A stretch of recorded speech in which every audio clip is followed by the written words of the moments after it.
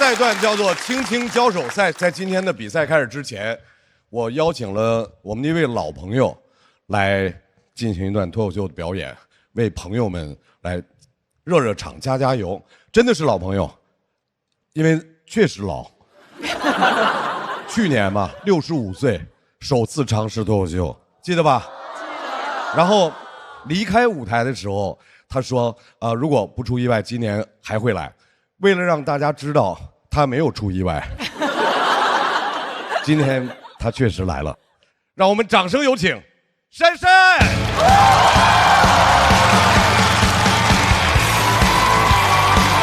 有范儿，淘汰了我2次了。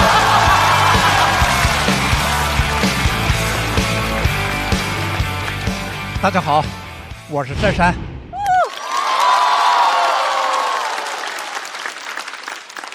意外不？我还在。我更意外，节目还在。啊！但今年我不是来参加比赛的，就给大家开个场。机会呢，还是要留给年轻人，啊，毕竟去年年轻人把机会让给了我。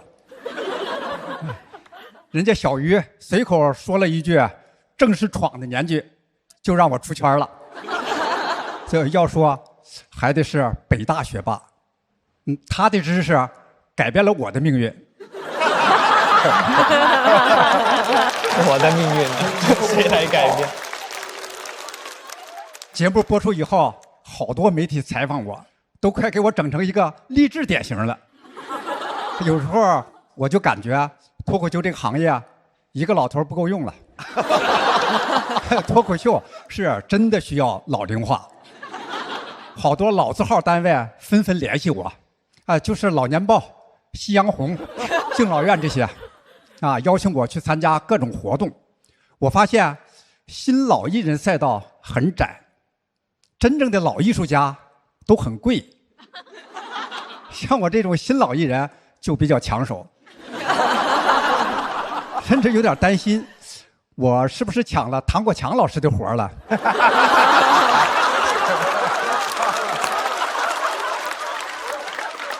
晚年生活分享活动我们一共是5个分享嘉宾，他们4个老艺术家是自己开豪车去的，就我是坐地铁去的，不是搞特殊，我就是单纯的喜欢爱心专座。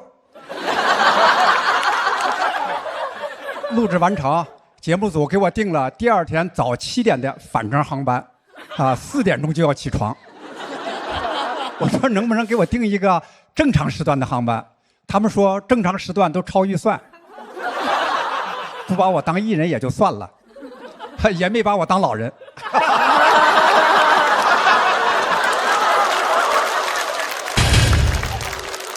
这么早让我走，看来他们是真想把我送走啊。春节期间呢，几个有关单位联合举办敬老爱老联欢晚会，就他们让我给老人们送点温暖和快乐，我也需要啊。但我还是做了认真准备，就到那儿一看，满礼堂的老年人又唱又跳，比我快乐多了。我被温暖到了，所以那天我发挥的特别好，抢了所有老头的风头，好多老太太抢着和我拍照，有的还和我比心，当场气倒了好几个老头。就我偶尔也会参加一些别的活动，比如春晚，是我们当地电视台的春晚。头一回加入脱口秀节目，电视台特别重视，我5分钟的段子改了7稿。我说这样观众还能笑吗？导演笑了，他说节目这个稿子审核已经通过了。录制那天，我说能不能给我装个提词器？导演说那是你们网络节目，我们电视台不整这些。他们不整这些，那就是整我呗。就我还参加了综艺节目《一路繁花》，见到了我的偶像刘晓庆老师，没想到吧，我也喜欢姐姐。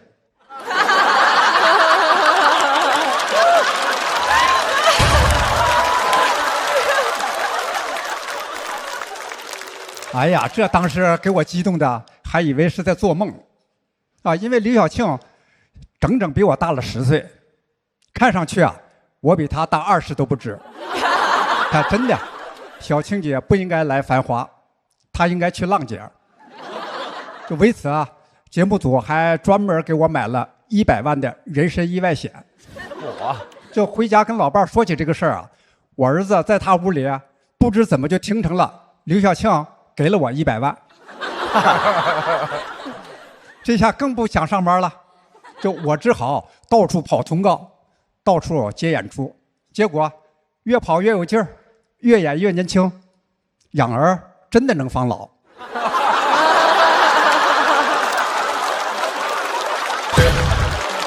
很棒，很棒。我老伴儿的闺蜜特意去看了我的线下演出，就第2天就跑到我们家，当着我的面儿跟老伴儿说：“你家老头火了，演出结束，好多女粉丝排队签名合影，你可要注意了。男人，尤其是说脱口秀的，一火就塌房。”我一听这是啥闺蜜呀？60多岁了，根本不懂男人，是吧？现在有些脱口秀男演员，那不火也塌房。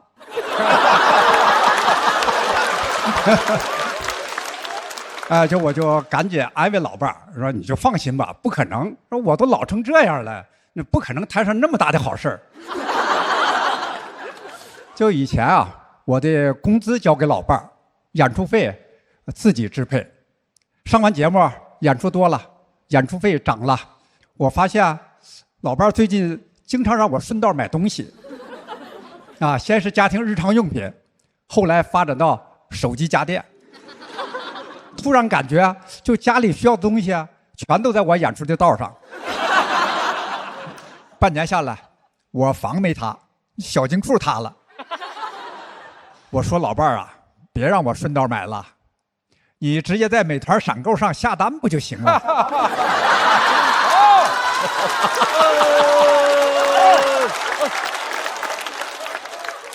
闪购一下，30分钟送达，不会让我们久等的。毕竟咱们这个岁数确实等不了他们太久。老伴儿一听，行，那就用美团闪购。等会儿出去演出，你在路上顺道下个单。看来我要在这条道上一条道跑到黑了。要说变化最大呀，其实是我老伴儿。接受央视新闻采访时，他说我过去一直忙工作，现在整天鼓捣脱口秀，家里的事儿不闻不问。他演出一次说的话比和我1年说的就多。哎呀，听了以后我特别自责，我开始刻意聊他感兴趣的话题，偶尔也做些家务。前些日子呢，还带他去云南玩了几天。怎么说呢？就我俩现在这个感情吧，很难上再见爱人了。所以我要特别感谢央视。彩排的时候节目导演听到这儿也笑了，说这样讲审核肯定能过。谢谢大家，我是珊珊。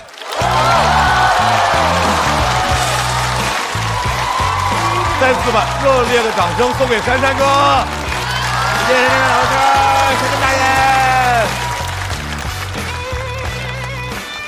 珊珊哥，我多问一句，今年为什么只是表演嘉宾，没有参赛？机会要留给年轻人嘛。去年已经让给我了。哦，明年您主持是吧？这意思。拜拜。珊珊，sorry， 刚刚不要生气，刚刚不要生气啊！我就要感谢珊珊哥。为什么突然又冲向了我？不是，就是你们两个的，就是说忘年交，谁知道？对，开心的啊！来，再次感谢珊珊哥给我们带来的精彩的开场演出，谢谢珊珊，拜拜，谢谢大家。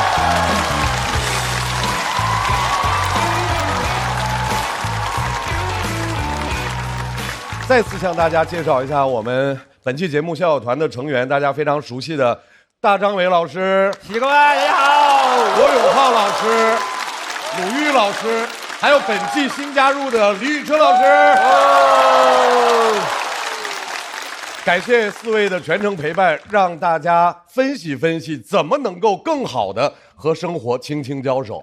同时呢，我们还要隆重介绍一下我们的编剧老师。对于这个节目整个的创作来说，编剧工作非常重要，帮助选手稿件流程的每一个细节。今天我们来了4位编剧老师的代表：程璐老师、海源老师、苗条老师、范范老师，欢迎各位。还需要特别介绍的是全国的各个脱口秀俱乐部的主理人和代表。正是因为有这些俱乐部出色的经营，才能够给脱口秀行业不断的输送新鲜的血液，让我们看到更多年轻人在这个舞台上大放异彩。来给大家介绍一下喜剧联合国、开花脱口秀、会说笑喜剧、喜翻喜剧、西安喜欢脱口秀、笑妈喜剧、昆明不止喜剧、会笑喜剧、过载喜剧俱乐部、宁波蓝总喜剧、四笑喜剧、酷豆可逗了工作坊、苏州莱塞喜剧、搞笑圈脱口秀、无名喜剧、都不酷喜剧、加密喜剧、去听喜剧、上课喜剧、单立人喜剧，欢迎各位。还有掌握着我们每一位脱口秀演员去留的现场的260位观众朋友，欢迎各位。来介绍一下规则，朋友们，我们这一季的节目一共是300张票 ，PK 赛结束之后，票数高的这位朋友就晋级了，票数低的那位朋友进入到待定区。如果平票，同时2个人都大于200票，2个人都晋级。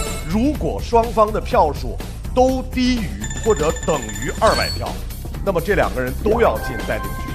本赛段一共有42个晋级名额，在本赛段结束之后，有17组朋友要离开脱口秀的这个舞台。特别说明，在本赛段使用等等灯的这个权利，每位嘉宾只有1次。目前罗永浩老师和鲁豫老师已经用过这个灯了，李宇春老师和大张伟老师要在下半赛段把这个权利用掉。行啊，闲话少说，让我们赶紧进入到今天的比赛。第一组要对阵的2位是贾浩和火锅。哇！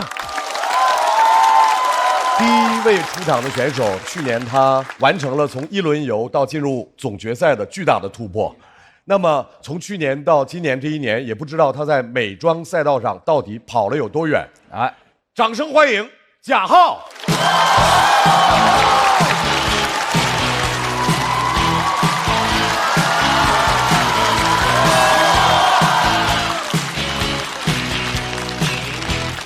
Hello， 大家好，我是贾浩，欢迎大家。节目又开始了，脱口秀的夏天来了，我也带着自己化的妆来了啊。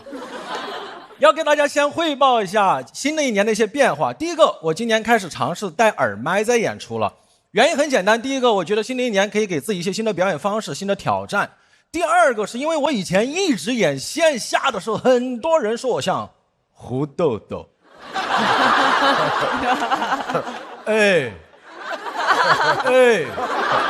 我每次听到这里，我真的在想，你在开什么玩笑？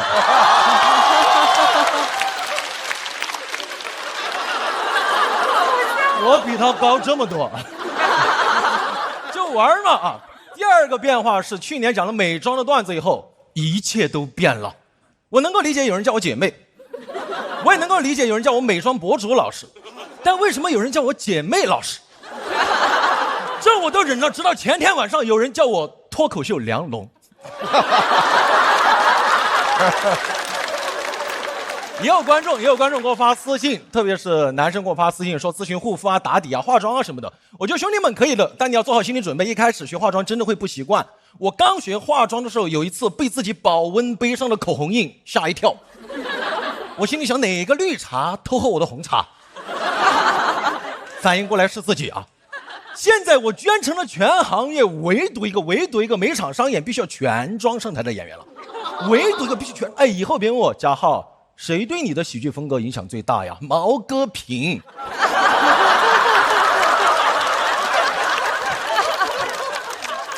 我现在对外都说我的恩师毛戈平，但如果雅诗兰黛和迪奥愿意教我的话，我愿意背叛师门啊。我现在化妆的原则很简单，我只要化了就必须被人看到。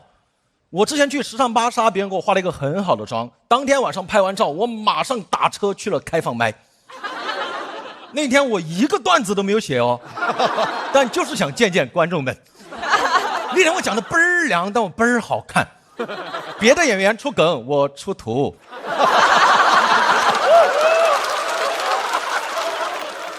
下来还有演员讽刺我说，现在不写段子都赶来开放麦了，有点装。我什么有点装？我全装。我现在偶尔也会直播化妆，但时间段很尴尬。白天直播化妆吧，你们都在上班，没有人看；晚上直播化妆吧，化完不知道给谁看。你们有过那种化了一个很好的妆，不知道找谁分享的痛苦吗？有天晚上我真的化了一个很好的妆，真的没有办法，只好去找了我同小区的邻居海源和广志。他们大半夜的打开门，看的是全妆的我，心里也很慌。我第一次有那种想法，我心想，妈，这真的便宜这两个男的了。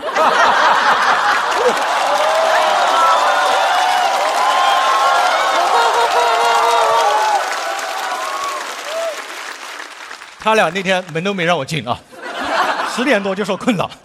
我其实直播化妆也会有羞耻，我怕被熟人看到，我怕被长辈看到。有一次被一个熟人长辈看到，罗永浩老师。我不知道为什么罗老师看我直播化妆看了2次，我感觉罗老师心里在想，贾浩这个直男怎么这么喜欢化妆啊？我心里想，罗老师您这个硬汉怎么这么喜欢看别人化妆啊？哎，那种彼此羞耻的感觉，真的好像你小时候在家里悄悄套丝袜，你爸穿着高跟鞋进来了。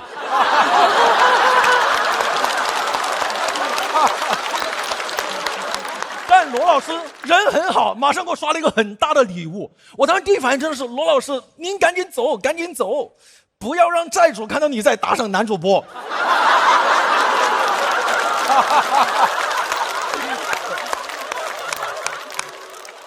而且你直播化妆，你的步骤在不断的推进，每个人进来看到的点是不一样的，大家能够理解对吧？所以那天有个姑娘一进来就说，贾浩一看就不懂化妆嘛，他都不知道拍散粉。哼，我刚刚才拍完散粉，然后他就一直在那儿散粉呐散粉呐散粉呐，他像个散粉的唯粉。我那天为了他，我拍了3遍散粉，拍到后面我感觉我不是做喜剧，我在做京剧。再有人进直播间我就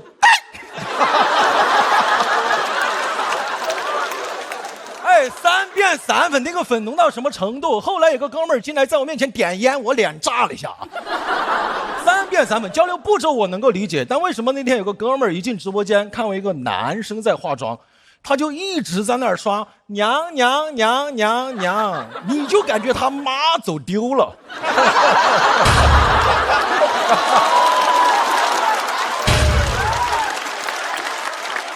哎，我真的希望这位刷娘娘娘的朋友，事业和股票都跌跌跌跌跌。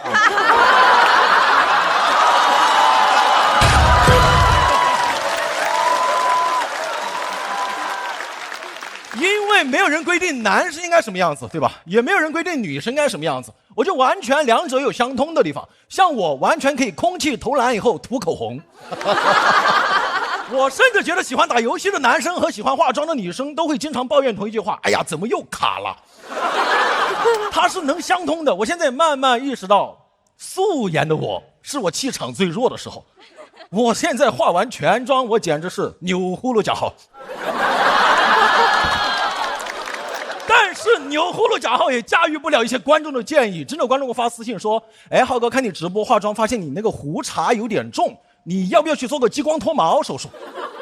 我心里想，那是不是走得更远了？也有人说，你要不要教会所有脱口秀男演员学化妆？这个样子的话，你积大德了。我心里想，这就积大德了。在我心目中，什么才叫积大德？以后酒桌上再有中年大哥讲低俗段子，我拿着散粉过去，哥太油了。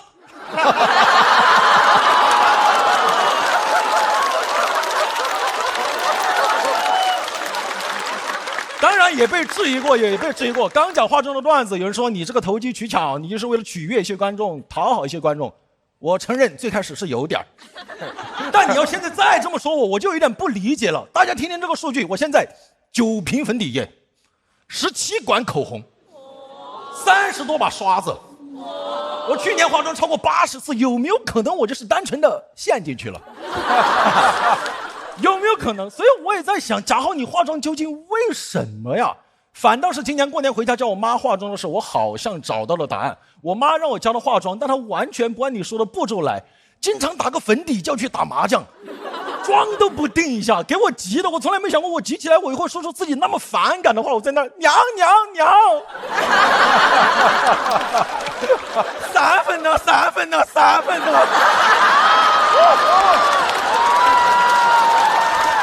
炸了！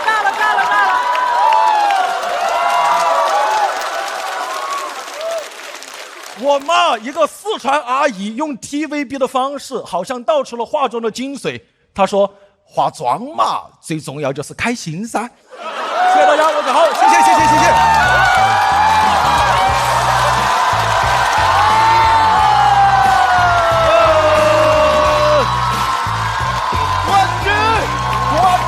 我真服了，我的天哪，怎么开成这样？贾浩锁票倒计时，热烈的掌声送给贾浩。我第一个要问的是春春，因为全程在拍沙发。我感觉我今天听这个开场的段子，我可以炸一天。哪里炸到了你？就是它的整个节奏，然后它的每一个环环相扣。然后我观察到大老师跟罗老师拍的那个灯是娘，然后紧接着我跟鲁豫姐拍的是爹，那个地方太炸了。而且我去年是在屏幕上看嘛，我没有这么直观的感受到，所以我今天一上来我就觉得他今天是不是喝了假酒？但是我觉得不是，我觉得他是逐渐的在自己的风格上不断的升级进化，然后我觉得他越来越舒适，越来越从容的掌握这个舞台了。是的。贾浩是不是有点和之前的表现有个翻天覆地的变化？我觉得反正就是越来越精进啊，因为精致男孩就是每天越来越精进，是不是？这么精致男孩是不是家里飞起来的蚊子都是双眼皮的吧？哎，就是说本身你能把段子写这么密集，然后这一点是非常厉害的，非常厉害。你自个儿写的时候是不是特别爽啊？感觉我又想出这个。也没有啊，而且我去年开始就有教练团队，就是海源和广志，还有那个罗明、小罗，他们是我教练啊。我去年没有公布，今年我可以早的先表扬他们啊。海哥还是很厉害的啊。谢谢浩哥这么肯定哈。我觉得贾浩今天看贾浩这场演出，非常的为他开心，又非常感动。然后有很多人会觉得说贾浩今年又比去年进步了，去年又比前年进步了。但是其实可能很多人都不知道，就贾浩在背后付出了什么，因为他是非常勤奋的一位演员，就是他只要回上海有空，他就去开放麦就改段子，然后有时候假装来我家找我打一会儿游戏，其实又是要聊段子。对，时刻都琢磨着这点事儿啊。我觉得演员想进步的话必须像贾浩这样学习，一定会有收获的。谢谢海源，谢谢。来，鲁豫，贾浩能力特别强，我觉得他已经开挂了。其实刚才有一个细节，大家可能没注意到，他的开场是有点急，调起的是高的。如果换一个人的话，现场的那种信心不够强的话，其实后面是节奏会乱的。但贾浩就是能力强，他完全能够顶上去，最后就完全炸了。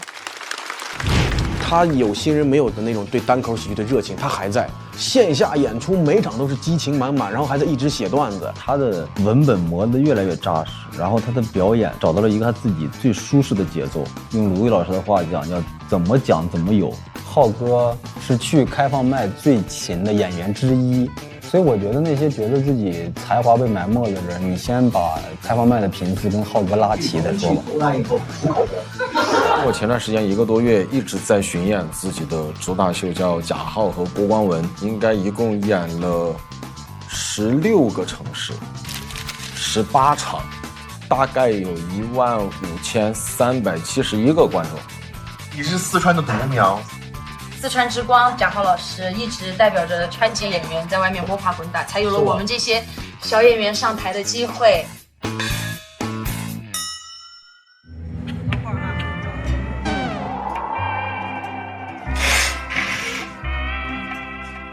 今天开始流鼻涕。你们有点来到情到那个。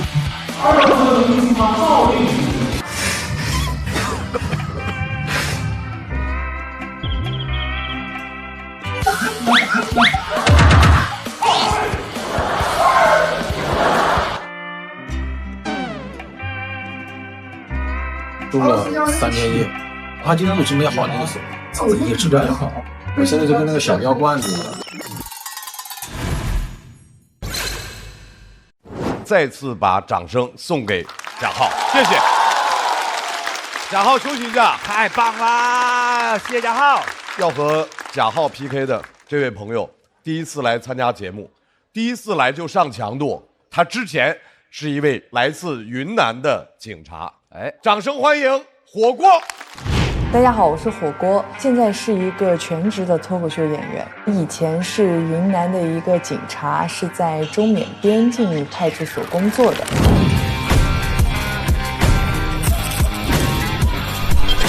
年龄36。讲脱口秀多久了？1年。还有什么其他的技能？格斗、射击、长跑。3公里12分13秒。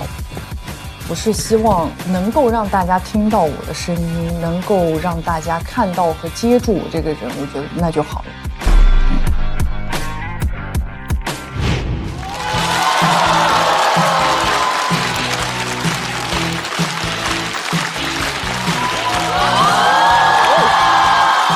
姐姐好帅，姐姐好辣。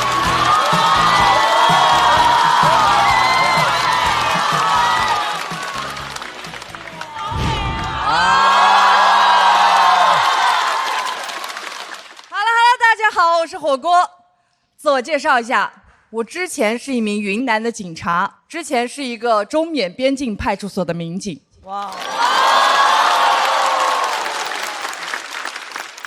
没错，既然男孩子给大家聊美妆，那女孩子给大家聊聊办案吧。我们所平时业务量很大。哎，其实我是一个特别活泼的警察，但我发现报案人通常比我活泼。哎，有报案人来找我报案，开口就是你好，女警察叔叔。啊，好奇怪的称谓啊！今天想给大家聊一聊我的警察故事。我从小就想做警察。因为我喜欢成龙的作品，我就想成为成龙那样的警察，太酷了，从来不走楼梯干。从警校毕业，我的越野和格斗是满分。去派出所报到，跑步的时候，有个人说男警和女警一起跑，女警跟不上。哼。那天我把那个人套了2圈，每次跑到他旁边，我还对着他的耳朵，跑快点儿，男人。哎，其实我是想着，我表现得好一点，可以安排一个很酷的师兄来带我啊！我的脑海里已经出现吴彦祖的身影了。结果来带我的师兄。长得和那个哪吒里的太乙真人一模一样。他是个贵州人，说话还带怒音。天菩萨，天菩萨就是我们云贵川的 Jesus Christ。咋个会有跑得那个快的妹妹哦？走，带你出警。我一听我知道稳了，我要参加湄公河行动了。结果师兄带我去抓鸡，老百姓请客要做烧鸡，鸡跑了，抓不着，打电话报警，说是报案人急得很，水都烧开了。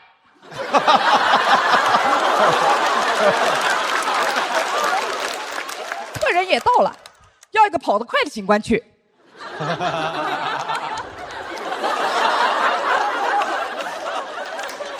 我跑得快有什么用？云南的鸡会飞，谁能抓得到飞机？那个鸡啊，飞过了边境线，飞进了缅甸。师兄站在边境线上叉个腰，也不知道为什么，中年男人的嗓子里住着一辆摩托车。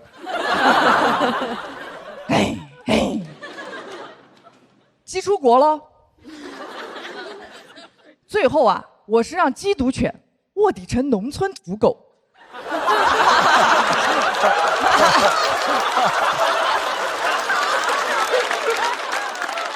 叼回来的。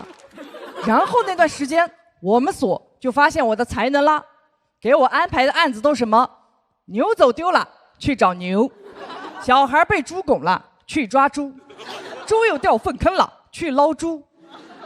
太难受了，咋个我这个警察专门办畜生的案子？我从小好强，但又特别爱哭。我每天看着其他人出警办大案子，晚上都忍不住在宿舍里哭和嗦米线。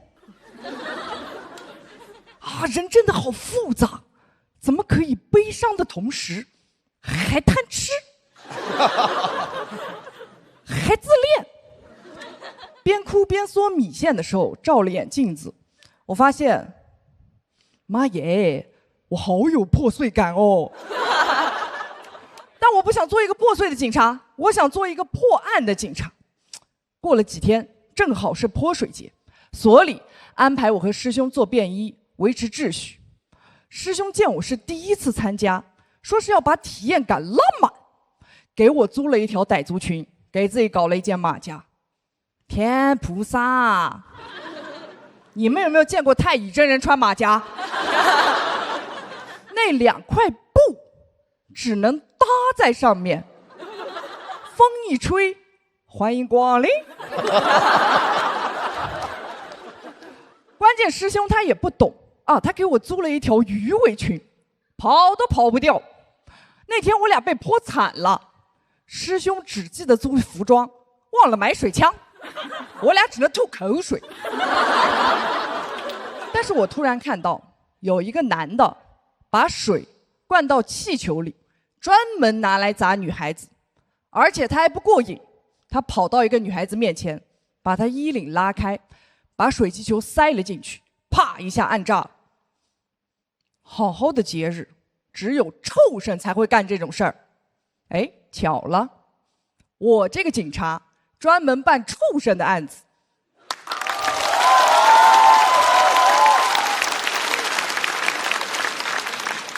当时我一个高抬腿我就出去了，但同时我也听到了一声“擦”，我想完了，哎呦，傣装变旗袍了。但那一瞬间，我感觉到了一种 power， 我一把把那个男的按翻在地，然后把那些水气球全部塞到他的衣服里面。你们玩过打地鼠吗？那天我心里的感觉就是，呜呼！哇，女人穿警服也太好了吧，可以做好多事。但我当时穿的是傣装，没有人知道我是警察。好几个妹妹在我后面，姐姐好帅，姐姐逮捕我。认真的吗？其实那天晚上我还是哭了，傣装赔了700块。我以为我会一直办一些这样的案子，直到有一天晚上，突然接到热心市民报警，说有个男的喝多了以后，脱的只剩个裤衩，在街边的绿化带里面撒酒疯。等我和师兄到了现场，街边的绿化带不是有那种绿色的灯带吗？哇哦，一个20多岁的年轻男人，在一片绿光里面跳孔雀舞。哇，我惊呆了！怎么云南人喝多就要跳孔雀舞啊？也太符合刻板印象了吧！我当时就把我那个执法记录仪的摄像头对准他，给我拍！我要在明天的交班会上，让我们所有的领导看看，什么才是真正的云南印象。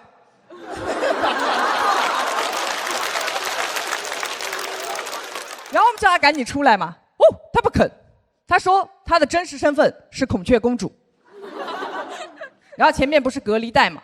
哦，他一个大跳跃，来到我的面前，伸出他的孔雀手，抓我的头。有时候警察也想报警啊。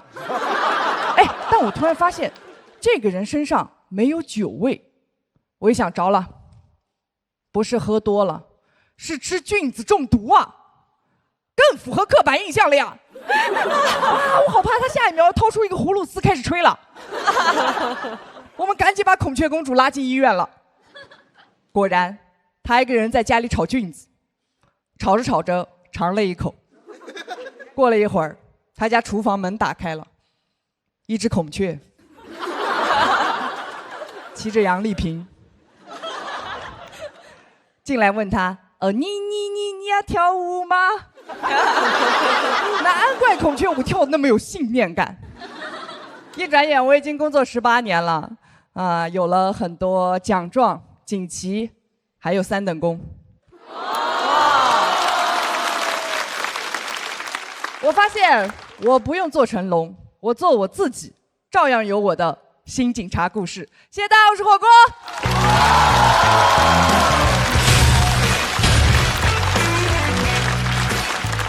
火锅的锁票倒计时。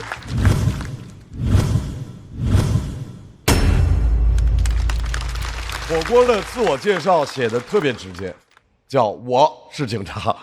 哇，就是一个来自云南的警察。哇，你就是希望以最快的速度让大家对你的状态有一个初步的了解。是，一报完这个，观众里没有跑的，对不对？有跑的立刻抓。会有来跟我报案的。现场报案，是，太逗了。好的，来，春春很喜欢，又特别投入的喜欢。是的，是的，因为他一上来的我觉得很帅，首先，然后这样的一个女警察的一个形象。我是觉得非常亲切，首先因为我们家有很多的警察，我爸爸是警察，然后我有2个表哥也是警察。哦。然后其实我当时我妈妈对我的职业规划里面，我有可能是我们家的一个女警的。所以我对这个职业是天然有一种熟悉感，有一种这个亲切感的。然后刚刚在那个听他分享他的那些故事的时候，我就觉得很鲜活。然后尤其是他讲到那个泼水节的时候，就是我觉得这个东西也是我在生活当中会有一些同感的地方。比如说会以一种祝福的名义，尤其是男性对女性，然后或者是一种理由或者一种借口来以祝福的方式向你表达一种其实是很不礼貌越界。所以他在讲那一段的时候，我是特别有感受的。然后他的行为让我觉得很爽。对对，就是很过瘾，很解气的一种感受。对对对。谢谢春春的分享。大老师觉得哪儿好？我觉得哪儿都好啊，哪儿太好了啊，有意思。一上来大家就被他这个气场啊，然后这种帅气给镇住了，而且后边那个多他那个特别好玩。如果这个节目播完之后，我就以后说什么姐姐杀我，说姐姐多我，然后这个姐姐多我啊。作为他的应该电视首秀吧，是绝对立住了一个英姿飒爽的一位年轻女性。然后作为警察的故事，我其实特别赞同你以后可能也许就是浅尝辄止，因为我们明白中缅边境那么一个特别的地方，可能很多东西也许你未必能够在这舞台上讲，但是还有更多其他的我觉得是可以分享的。来多言。谢谢大家，谢谢。当贾浩回到台中的时候，我们发现这组确实挺亮眼的。贾浩回到台中，赶紧补妆啊！来，我们先来看一下小团灯数，40对20。在全场观众投票结束之后，贾浩和火锅的票数是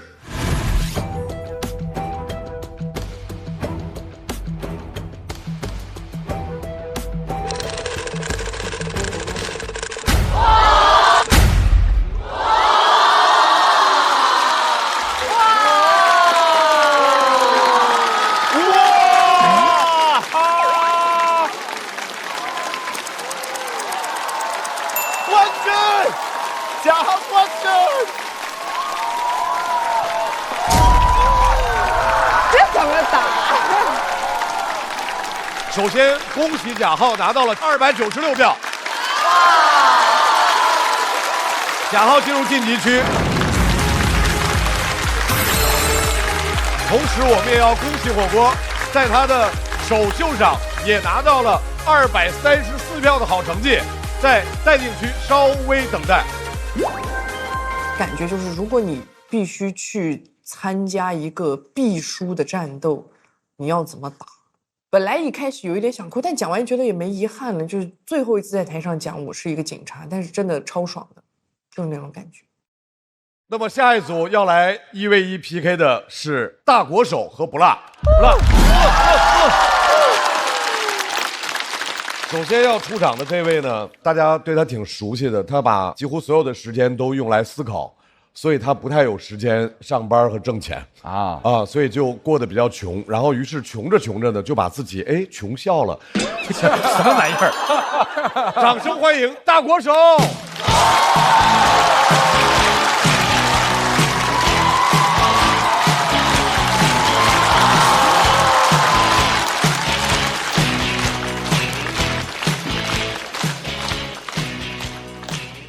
嗨，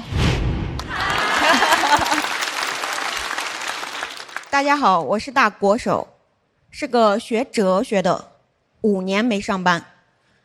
不是我找不到工作，而是我找到了更多，找自我价值，找人生意义，找朋友借钱。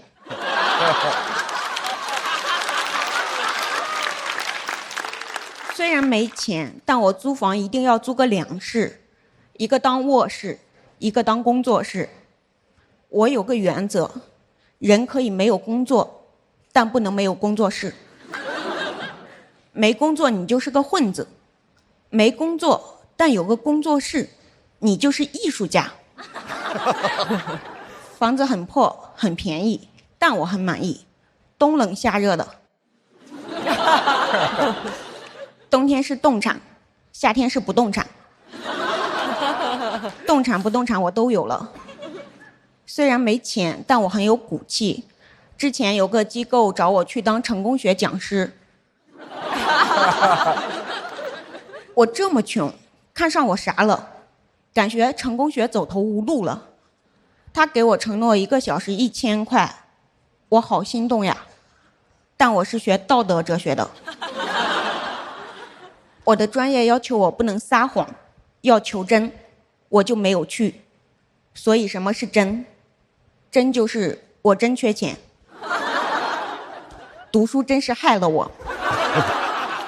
我发现有些人穷，他不光是能力有问题，他态度也有问题。他就该穷。他穷的充满了确定性，小确穷。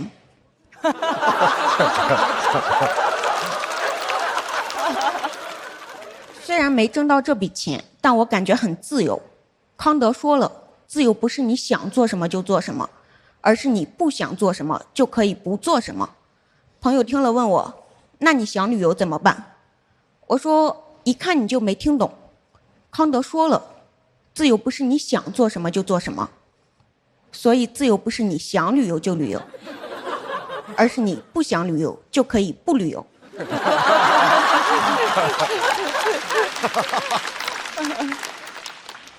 他说，那你不想不旅游怎么办？说实话我没听懂，但我有点想旅游了。当然我没去。穷人满足欲望的方式主要靠禁欲。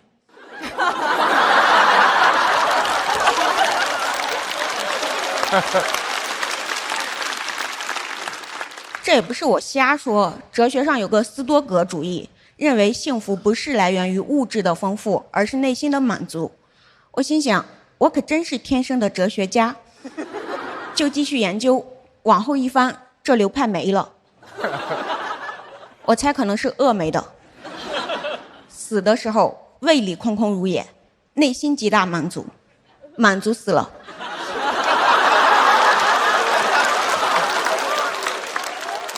但这毕竟是书上的东西，我也没被吓住。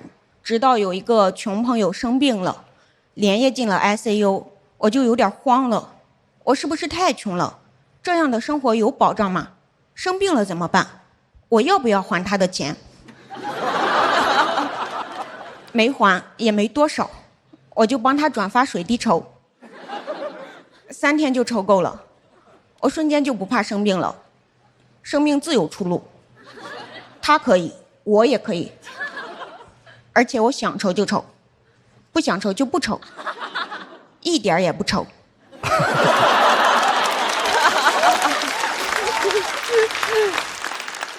内心非常的 chill， 水滴 chill。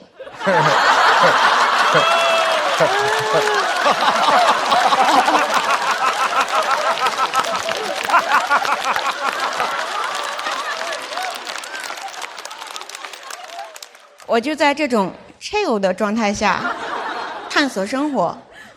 23年就开始尝试脱口秀，还自费去外地参加比赛，没钱住宿，就在一个女性物品闲置群里问有没有姐妹让我小额付费住一下沙发。我希望有人联系我，但真有个人联系我，我又有点害怕，我怕他嘎我腰子。我理性分析了一下，一个腰子还能活，酒店1晚300真要命。我正瞎想呢，他给我发微信，我要去看演唱会了，钥匙就给你放门外，你就当自己家。我觉得他人好好呀，要是能带我去看演唱会就更好了。虽然穷，但活得很有安全感，因为朋友和陌生人都给了我很多爱，还借给我很多钱。我真的很幸运，也就是遇上了这群朋友们。后来上完节目，还完了债，我的债主也真的很幸运，也就是遇上了脱口秀和他的朋友们。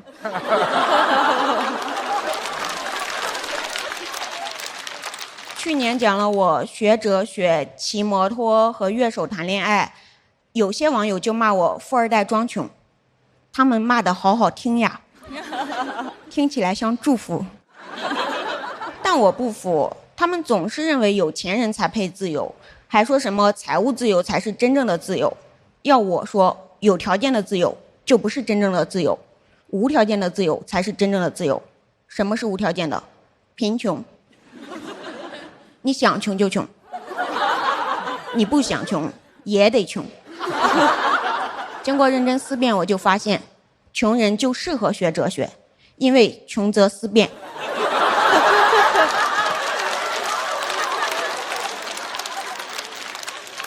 哲学的智慧是无穷的，学哲学的人有穷的。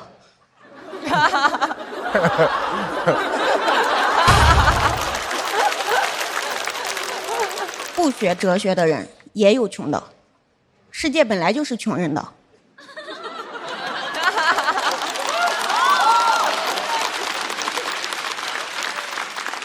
有报告说，全国只有0.33%的人是富人，也就是1万个人里面只有33个人是富人，是豪门，而我们穷门。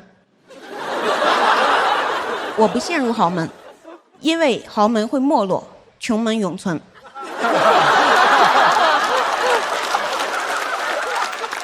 欢迎加入穷门。尤其是年轻人，人固有一穷，但20岁的穷是相对性的穷，辩证性的穷，结构性的穷。不要怕，20岁你血条又厚，父母也还年轻，不需要你照顾，社会对你也没啥期待，因为根本没人期待你。虽然你没有资本，但你有穷的资本，所以不要怕，大胆穷，拿出贫穷的勇气，你就会发现，当你拥抱贫穷时，贫穷也会拥抱你。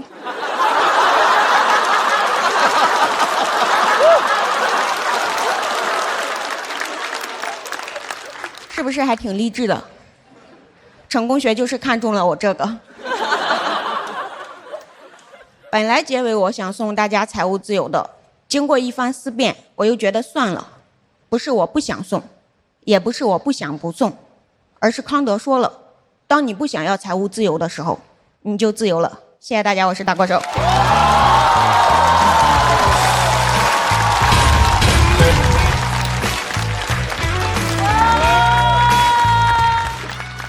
大国手锁票倒计时。再次掌声送给大国手。和去年风格上是一样的，对，但是比去年的还好笑。对对对，而且整个水准又上去了一个很大的台阶，因为像他这样平时没事就躺着胡思乱想，特别适合做这个行业，可以产生无穷无尽的排列组合。所以我对大国手从第一次就特别喜欢，然后期待他成长成为一个怎么说呢？其实袅袅后来不怎么演出以后，我就很难过。因为我们这个舞台有很多是完全无厘头的搞笑，也非常优秀，然后有很多生活经验的那种有趣的叙事型的也非常好。但是，同时我也特别希望这个台上有更多头脑特别聪明的，然后能想出很谁不聪明？不聊这个啊，不是聪明的方向不太一样，不一样。对呀。袅袅老师，刚才 Q 到您了。我对这个段子也很惊喜的。其实从读稿会后来，他自己也改了很多，所以大国手本人的创作能力真的非常强，为你感到开心。好，谢谢娘娘。因为我跟大国手关系也挺好，然后看他一步一步，从刚开始特别焦虑，然后最后把这篇稿子很好的呈现在舞台上，替他特别开心。最后就一句话：穷门永存。穷门永存。我在小红书上关注大国手，然后我有时候会看他做直播。你知道我内心是特别矛盾的，一方面我特别高兴，但同时因为我太喜欢你的风格了，我希望你一直讲这样的内容。可是我就明白，那就是留给大国手讲贫穷的时间不多了。谢谢鲁豫老师，但是不用担心，我就是变得日子过得好了起来就会怎么样。我希望你日子过得好。现在我就是也在做着我之前上节目之前就有一个月薪1600的工作，兼职给一些喜欢哲学的人去上课。我觉得这个过程中能够就是别人的思想能够反哺我，而且需要1600的工资帮我平衡一下名利场的喧嚣。厉害。哎，就是每个人看这种哲学书的感觉不一样。我每回看那种书的时候，老想编笑话。就是我之前我能编一个，我能说一个吗？非常不好笑啊，但是我试试啊。你们知道尼采啊？为什么要看这个尼采的书？看了半天，你们觉得尼采这个名像不像一个河南人？说你猜，说聂采，说你说什么呢？聂采，这是名言，谁说的？是聂采。没事啊，你的那些没事，你的那些笑话啊，和大国手的确实不太能比。没有，哥们也非常支持那个斯多葛学派啊，我非常明白。作为老一代，我再啰嗦一句吧，就一句是吧？就一句。广志那个穷鬼生涯过了之后，多读一些书是创作寻求突破的一个很好的方式。好嘞，好嘞，哥，您直播间有卖书是吗？有。好了，我去买一些，狠狠的读一读，谢谢罗。来买我的课也行。让我们再次感谢大国手的表演。休息一下，要和大国手对战的这位朋友非常有感染力的演员，他想要在今天的舞台和我们分享一段特殊的经历，掌声欢迎布拉。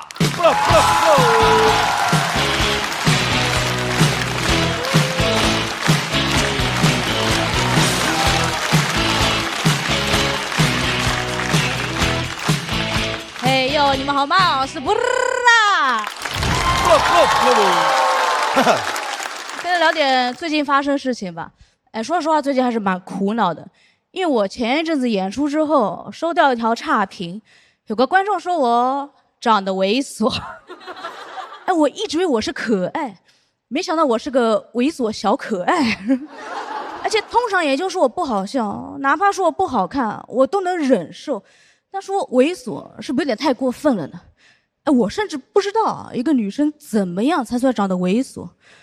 我网上去搜猥琐女，跳出来哇塞，全是男的，要么女的模仿男的。我想完了，他该不会骂我像个男的吧？这骂得也太脏了。去年靠外表还演上了一个短剧。哇哦！啊，这是个很正经的短剧。主要反映职场霸凌的一些现象。我当天就跟我妈说，哎妈，我要劝个职场性骚扰的短剧。她马上就紧张起来，她说，哎呦，那你不要吃亏哦，哎，人家摸过来了，你巴掌那个打过去哦。我说，妈，是我去摸人家。她一听，呀，那你也不要吃亏啊。说人家过来了，你巴掌那个摸过去啊。他们摄像老师出来给我讲戏，他说：“哎，老师，哎，等一下是你的第一场戏啊，好吧，是个眼神戏啊。等一下男主从这个门进来，你就眼神开始骚扰他，你知道吧？骚扰他，哎，你的眼神当中啊，要充满欲望，要有攻击性啊，要 dirty 啊。”用一个词语来形容就是我知道男性凝视。哎呦，老师你蛮懂的嘛，我们马上开始好吧？3、2、1 ，action！ 我就，哼。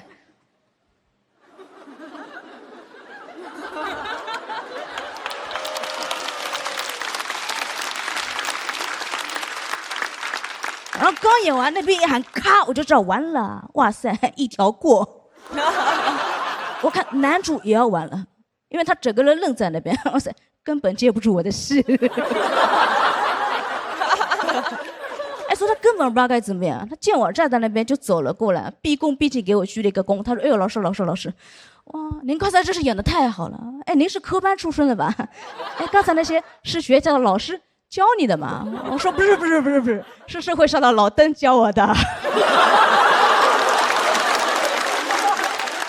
导演彻底被我征服了。他说：“哎呦，老师，你老天赏饭吃啊！以后职场性骚扰戏还找你，赏饭吃赏什么饭？是牢饭吃吗？最好一点就这个戏他拍了，但是没有播，因为我的戏被全部剪掉了。没关系，因为我也能够理解，而且我也真的觉得那些职场性骚扰的人就是应该被全部剪掉。好，谢谢大家，辛苦了。来，把掌声送给不辣，谢谢。同时，我们也请大国手回到台中。我们来看一下2位脱口秀演员他们最终的得票是。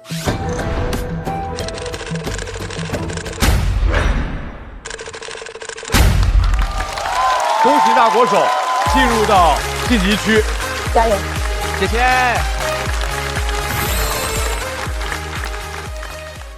下一组要来1v1 PK 的是高寒和小四爷。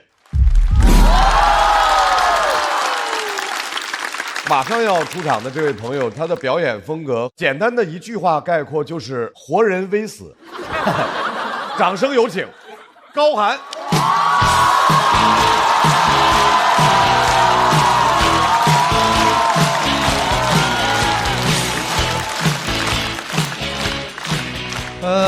朋友们还有楼上的朋友们，下午好哈。我叫高寒。其实我是一个富二代。我爸是养鸡的，养了1万只鸡，村里人都管他叫养鸡大王，也有人管他叫蛋总。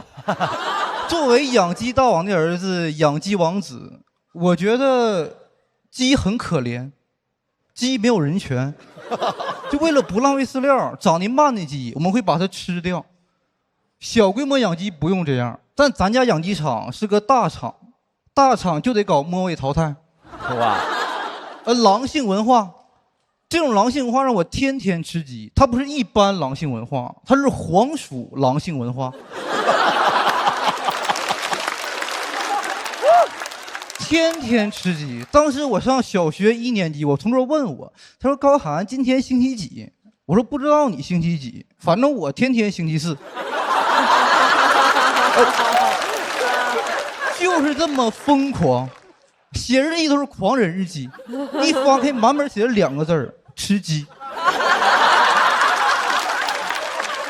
当时真的同学们都嫉妒我，都恨我。总有刁民想害养鸡王子。下课莫名其妙有一个同学就过来指着我说：“你家鸡饲料里放激素了。”给我说愣住了，没放，但是我慌了。我说对呀、激素咋的了？鸡爱吃素。哎呀，这段剪掉。我问鸡了，我说往你饲料里搁点激素行不？这个鸡说哎，搁。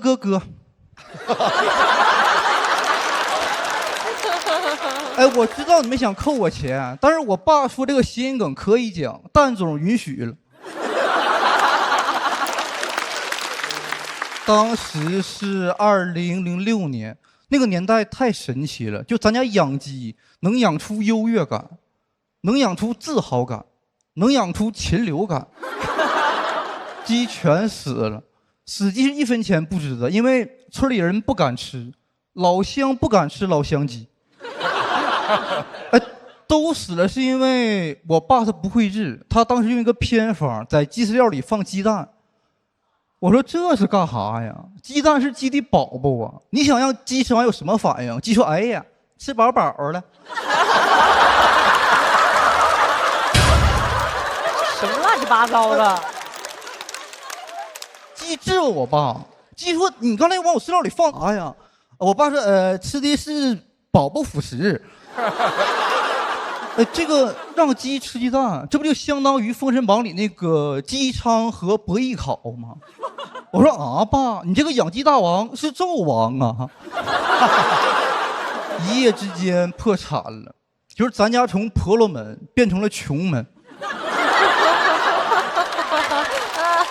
哎，我都想让那个别人给咱家捐款，但没有渠道，没有渠道。那个年代还没有水滴气哦。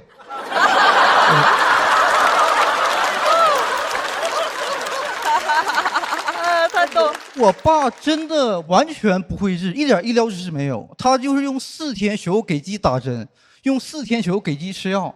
他是那种4+4，所以他不会治。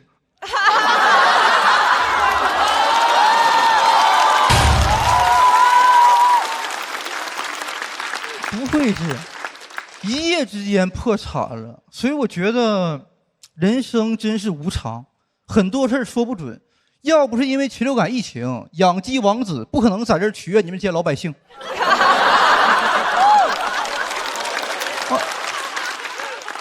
就说实话，这个比赛我也不是太在乎，因为我觉得脱口秀大王和养鸡大王一样，都是虚妄。当大王又能怎么样呢？都跑对面去了。哎，有的大王都不讲脱口秀了。有的大王都不能讲脱口秀了，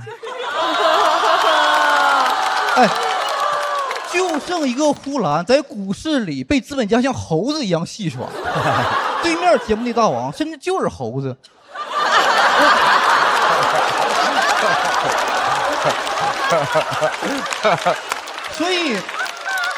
所以我真不理解，就我的朋友们为了这个节目写稿到泪吐血了。我说你们到底在追求什么呀？就算节目组跟我说，他说高寒，今年我们就让你当这个大王了，我也只会说一句可以。我爱当我适合当大王，因为我不会因为这个东西迷失。我知道这一切不过是梦幻泡影。我当大王那一刻一定会想起咱家最辉煌的时候，2006年，我爸在高丽坊镇养殖户表彰大会上得到了养鸡行业的最高奖项——金鸡奖。他是那年的金鸡奖最佳饲养员。我看着咱家养鸡场非常大，所以我感觉它永远不会倒塌。但那天我在养鸡场里听到几只鸡咳嗽，我没听过鸡咳嗽，我只听过企鹅咳嗽，在 QQ 上。哎，这说明什么？这说明我从小就跟腾讯有缘。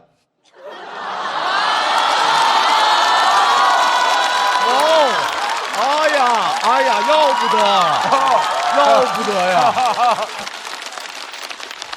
然后鸡就开始疯狂的掉毛。咱家鸡是养在一个悬空的架子上，是白羽鸡，羽毛是白色的。一进养鸡场，我吓一跳，我说妈呀，下雪了！2006年的第一场雪，是咱家养鸡场里下的鹅毛大雪。一夜之间，1万只鸡全死了。那天我爸没睡觉。他在养鸡场发了一夜呆。第2天早上过去找我爸，我说爸，咱们的人生还有希望。我爸说，哈哈，有鸡毛啊。讲到这，谢谢你们。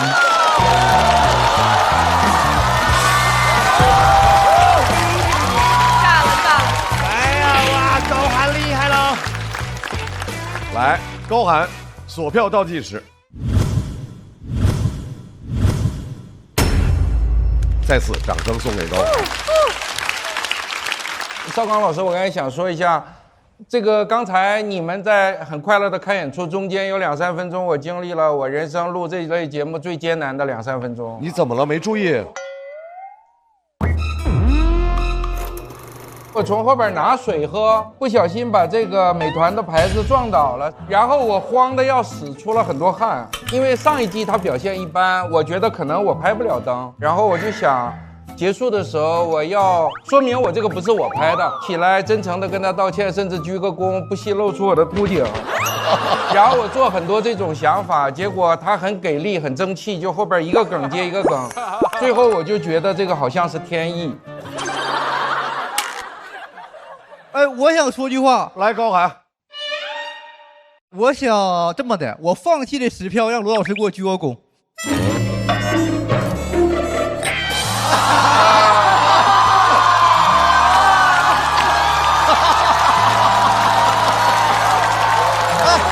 开玩笑的，开玩笑的。哎，别，老师，别，走，别，老师了。No，过去，不能管这孩子，不能管这孩子。过去，什么玩意儿？过去。首先，别，老师，别，我开玩笑。我有更好的建议，就是说我保留这10票给你鞠个躬。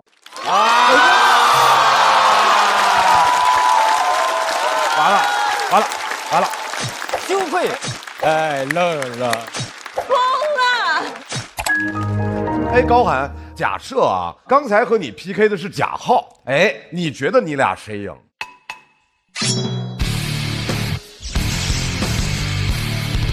他赢，因为浩哥是这样，他的表演节奏很成熟，我的节奏比较生疏，我上去用生疏的节奏接他成熟的节奏，我就接不住，观众就是有点烦我，他感觉你这个人讲的太新了。张老师，哎，浩哥，高寒他私下不是这么说的大反正。昨天在化妆间当着另外几个新演员说，我这季想打贾浩，被我听到了啊！你把你昨天说的话说一下。那其实我昨天说想打的贾浩算咖位比较小的。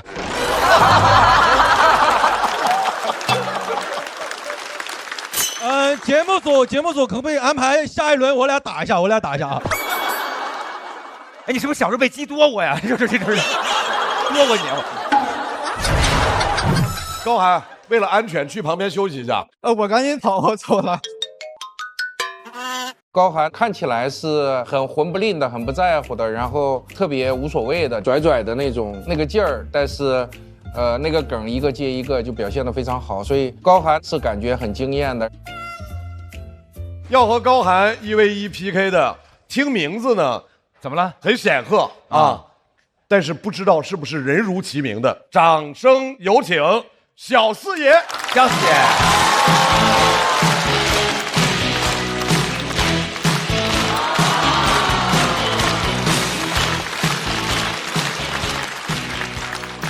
大家好，我是小四爷啊。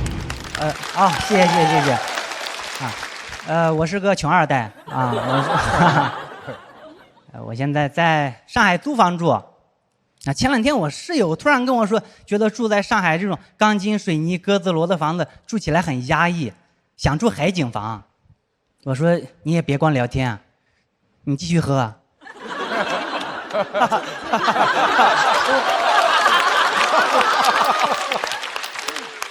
我觉得这种房子挺好的，因为我来自小山村，小时候家里住的房子太破了，站在屋里你能看到盖这个房子所有的原材料，全都露出来了，石头、泥、芦苇干啊，墙上挂的大白也不能叫大白，大概白。这墙不光烂还潮，动不动就发霉。哎，尤其梅雨季节，我家墙每天都有新的 OOTD。每天我都想给他们发 TD。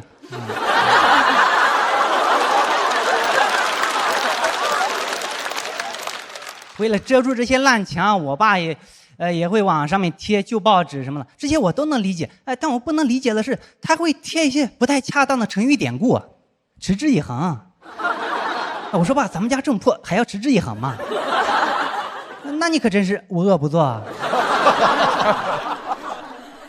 但是贴了也持续不了多久，贴一层烂一层啊！我爸又在持之以恒上面贴了世界地图。我10岁的时候就发现，这个世界烂透了。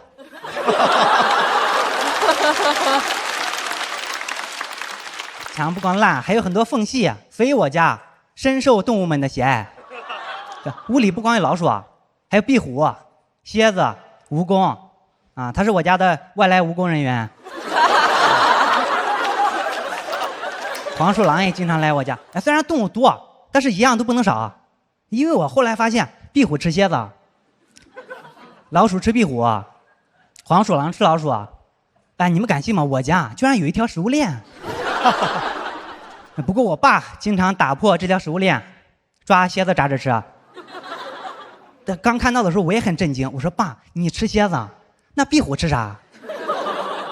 我爸说没事啊，壁虎能吃蚊子啊，我都安排好了。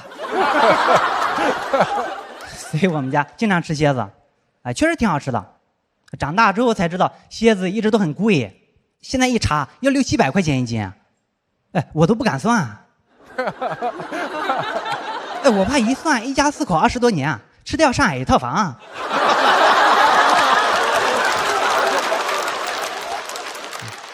家里确实是太破了，哎，所以我就看不得一些凡尔赛文学，就比如以前学课文刘禹锡写的《陋室铭》，我就特别不能理解。我说这哪破了？他只是说了一句斯是陋室，也不说家里哪破。啊，就开始唯吾德馨。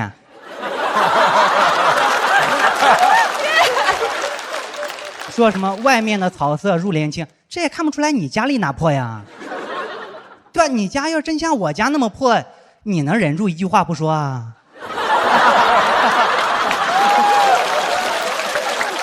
写到后面，刘禹锡自己都怀疑，还问说何陋之有？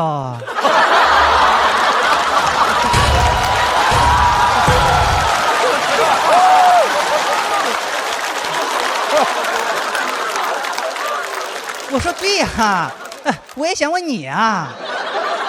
何陋之有？要不你来我家看看呐？我家太有了。我觉得刘禹锡要是先来我家再回他家，他写不出《陋室铭》。要先来我家再回他家一看，他说哟，这阿房宫赋。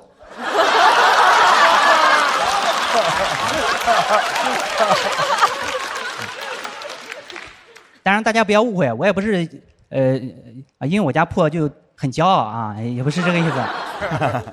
住在这样的房子里面，我还是挺自卑的。我只会和一个村的同学玩，因为一个村呢，他们早就知道我家有多破了。对，他们家住的都是楼房，但是他们来找我的时候，我还是有点自卑。虽然他们也不会说我家破什么的，但我知道他们只是看破不说破。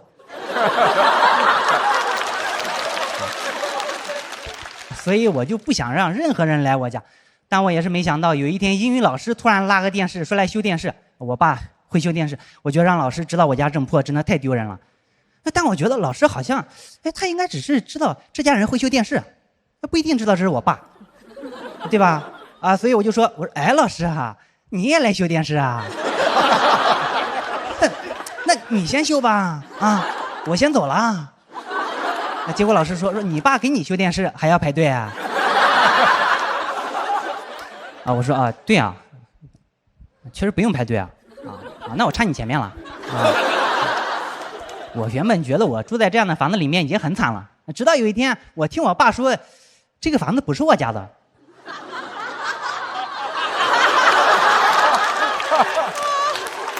我家没有房子，这房子是我舅的，借给我们住的。哎，我当时就被这个破房子弄破房了。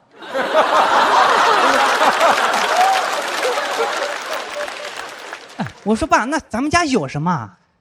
这个床是咱家的吗？不是啊。那柜子呢？也不是啊。我说你不要再说了，我现在也开始不是了。我说那你们在社会上打拼这么多年，你们打拼出来什么了？该不会只打拼出来一个我吧？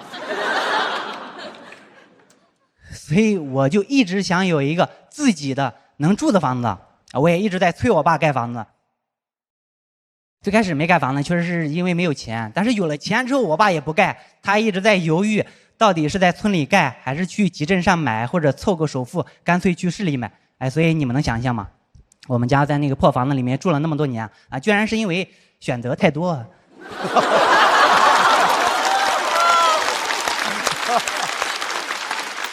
不过前2年我家终于在村里盖了新房子了，啊，盖的确实有点晚了。就我8岁的时候想要的玩具车，你20岁的时候再给我，已经没有意义了。啊，想要的房子就像罐头一样会过期。啊，因为我现在想要上海的别墅啊。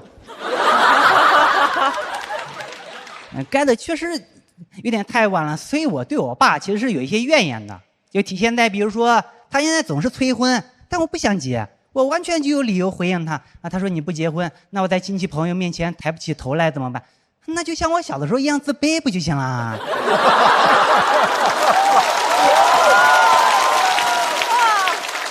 我讲完了，感谢各位。冠军！厉害厉害厉害厉害厉害！小四爷锁票倒计时，来，再次热烈的掌声！厉害厉害厉害！我最喜欢就是他那个小四爷怒怼刘禹锡那一段，太绝了，太精彩了，就太有画面感了。咱们4个是一起拍的灯吗？对，他这个河漏之友。你知道我一直有一个我不知道算不算恶趣味，我特别喜欢就是重新解读我们小时候学的所有的课文、所有知识的那些梗，我特别喜欢。还有，我觉得小四爷是第一个，就是你从第1句开始就基本上赢得了我。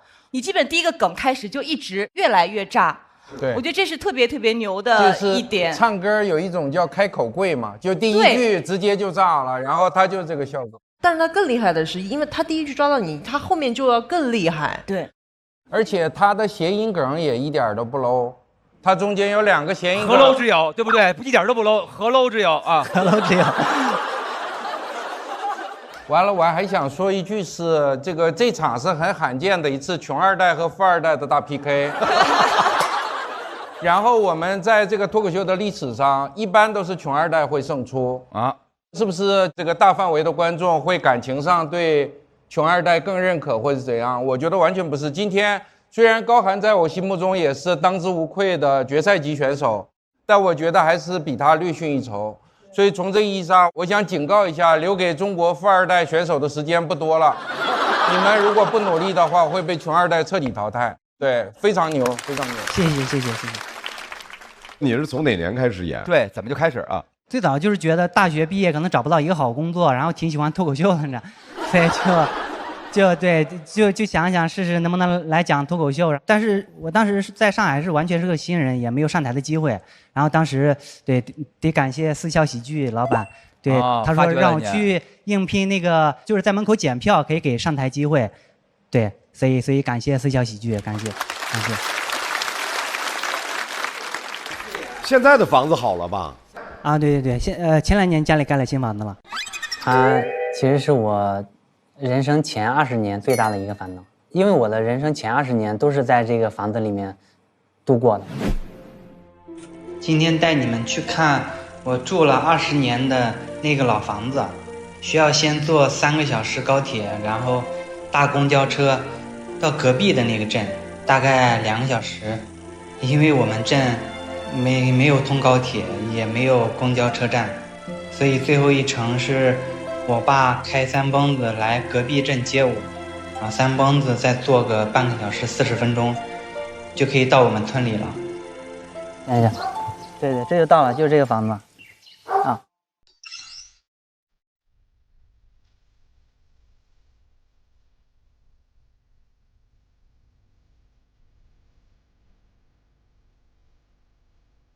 陋室铭，唐，刘禹锡。山不在高，有仙则名；水不在深，有龙则灵。因为那边有山，这就是村里唯一的出路啊。斯是陋室，惟吾德馨。你看这全是缝隙，所以老鼠还有各种动物爬进来非常容易，你知道吗？这边本来有一张床，就是我和我爸睡在这边。苔痕上阶绿，草色入帘青。谈笑有鸿儒，往来无白丁。那肯定当老的都希望早点结婚，相当于我的终身大事就完成了。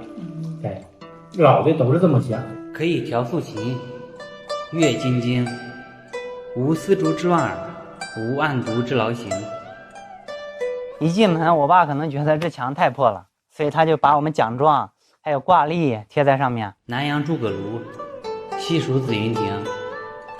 窗户，我爸他也住了20年，他也20多年，他也不装玻璃。好。孔子云：“何陋之有？”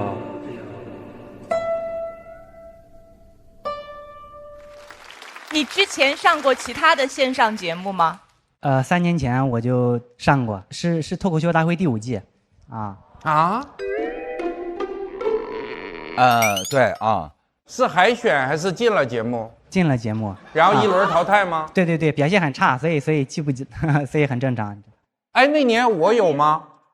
没有，大张伟老师在。哎，对了，我就知道到我这儿了，整半天了，我说我怎么走啊？这个地儿，这还说都有这么多光啊。你有印象吗？哎，我叫那车到了是不是？哎，是不是我这边没有？哎，但是也得这么说啊，就是说那个，对，然后那个什么？什么？咱不能说今天的进步是不是过去那个没有今天这么精彩？其实当时是因为没有讲好，初茅庐是吧？当时是1年吧，当时第1年。对对，还不到1年，还不到1年那时候。所以大老师当时没给你拍灯，对吧？对，是的，啊。你说重点，咱就是说常驻到现在，只剩我这一人就开始捣鼓以前的事儿，是不是？没事，以后拍灯机会还有。对，就是希望老师。谢谢您吉言啊！哎，我特别想听听咱们这位先生高寒，你觉得怎么样？其实作为一个同行来说，我前2天听小四爷开放麦嘛，我感觉如果他把那个何陋之有这段放在收底的话，我一个同行觉得他的票数可能会更高，但是我怕他把我赢了，我就没跟他说。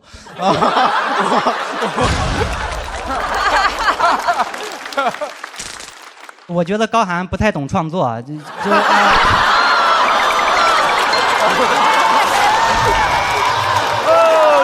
油！说对了，他还不懂礼貌。2位来了，请在位置上站好，我们来要看票数了。他们的票数是。还可以，挺满意的，因为几乎不紧张。比我想的好吧，但是其实我感觉段子没有去年的段子好，但是我的状态可能变好了。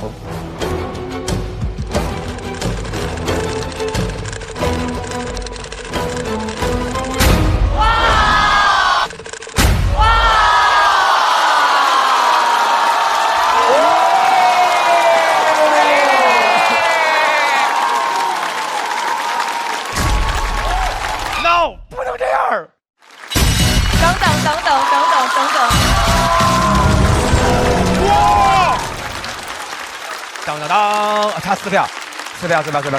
大老师，你用了你的等等灯。对，必须的。恭喜小四爷、高寒进入到晋级区，掌声送给2位。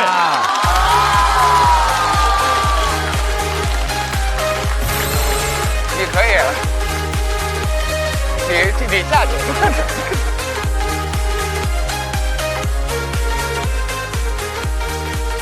高寒太现了，它就让我想起来我以前招人讨厌是我的一种快感。让高寒的梗给我炸醒了，就意难平直接给你来了一个不讲道理的一个东北破产文学，太厉害了，有鸡毛啊！然后小四爷，我第一次看到4个字能亮4盏灯，何陋之妖啊！2个神经病遇到一起的感觉，就脑子可能有点傻，但是人格是机灵的，是有幽默感的。他俩只是最真实的人，因为脱口秀演员在台下永远是互相呛的，永远是互相刻薄的，永远是互相嘲讽的。那我要这个全村的希望，全村的希望。因为他这个有点跟我撞了啊，我是这个全村的希望。这2个农村人那能行吗？我必须得把他给整掉，然后这个节目只有1个农村人。你家叫啥吧？哪是镇子上吗？不是村里啊。什么村？安徽省宿州市灵璧县下楼镇乔河村。那你输了，我是永安村一组的，我比那个我们叫葫芦头的屯，我在村下面还有一个这个行政单位。反正我也是村里最底层那种。不是啊，你没有我农村啊，我必须得。辽宁省鞍山市泰安县高丽坊镇永安村一组。你家种的是啥？小麦、玉米。咱家种的是玉米跟水稻。这个还有什么可比性吗？麦稻之争。就是道义有道。不要了。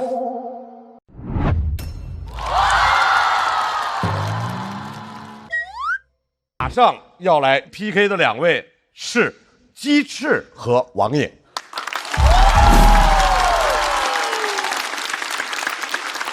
首先要上场的这位，来自会说笑喜剧的新朋友，让我们有请来自广东的鸡翅。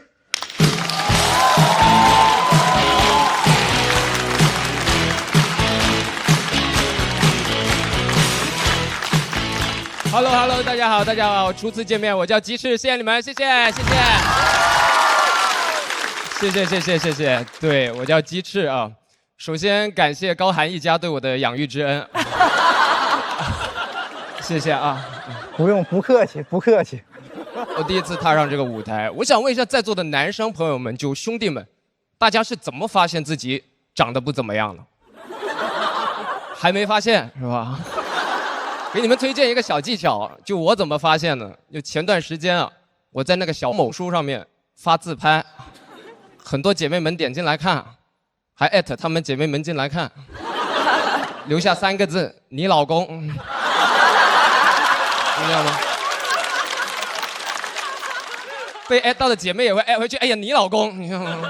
我像个皮球一样被人踢来踢去，你老公，21世纪的包办婚姻。蛮奇怪的，对吧？真的，我是一个普通人啊，我就很羡慕那些很特别的选手，我很羡慕那些学历特别高或者特别低的演员，他们一上来就可以自我介绍，说我来自北大，来自交大，来自大专，观众听完都会哇，我来自那个广东财经大学，你看，沉默是今晚的2本。是吧？没有人尊重这个2本，你看，真的没有人尊重。我当年跟我爸说我考到什么财经大学，我爸问我能不能帮他代开发票，你知道吗？没有人尊重这个学校。我在这个学校里面学了一个很小众的专业，叫房地产开发与管理。你知道吗？我当时以为我入职了。就这种2本的应用型学科，就教的东西就很纯粹，他真教你怎么卖房。你接受完9年义务教育，一进大学开始卖房，反差也太大了。高考前我还在那背什么安得广厦千万间，我一进大学我说每平35000，还什么大庇天下寒士俱欢颜。后来没有办法嘛，因为了解我国房地产市场的朋友也知道，就我们这个专业可以说是塌房了。我毕业第2年就给取消了。我这个专业真的绝了。哎呦，专业也能烂尾。后来没办法嘛，就考研嘛，想提升一下学历，考到那个哲学。我就说为啥穷嘛，穷则思变嘛。哎，我当年考到哲学，我爸都疯了。我爸每天阴阳怪气讽刺我，每天跟我说哲学好啊，跟房地产一样的，搞的都是上层建筑。哲学好，以后找不到工作还可以自洽。我只能劝我爸嘛，我说不是这样的，不要这么物质，对吧？我们从哲学的角度思考问题，就黑格尔的角度是这么想的，就没有，它反倒是一种拥有。我说爸，你懂我意思吗？我爸说我没有你这个儿子。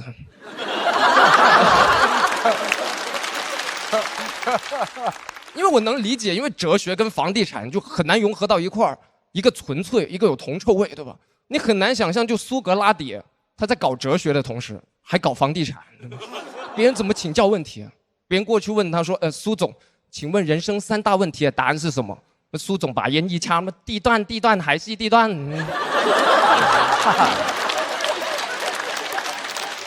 就那种感觉，对吧？很难受，很难受，没有办法。老实讲，我当初考研就是为了提升一下学历，但是现在出来找工作，发现不是这样的。就 HR 除了看你的最高学历，他还要看你第一学历。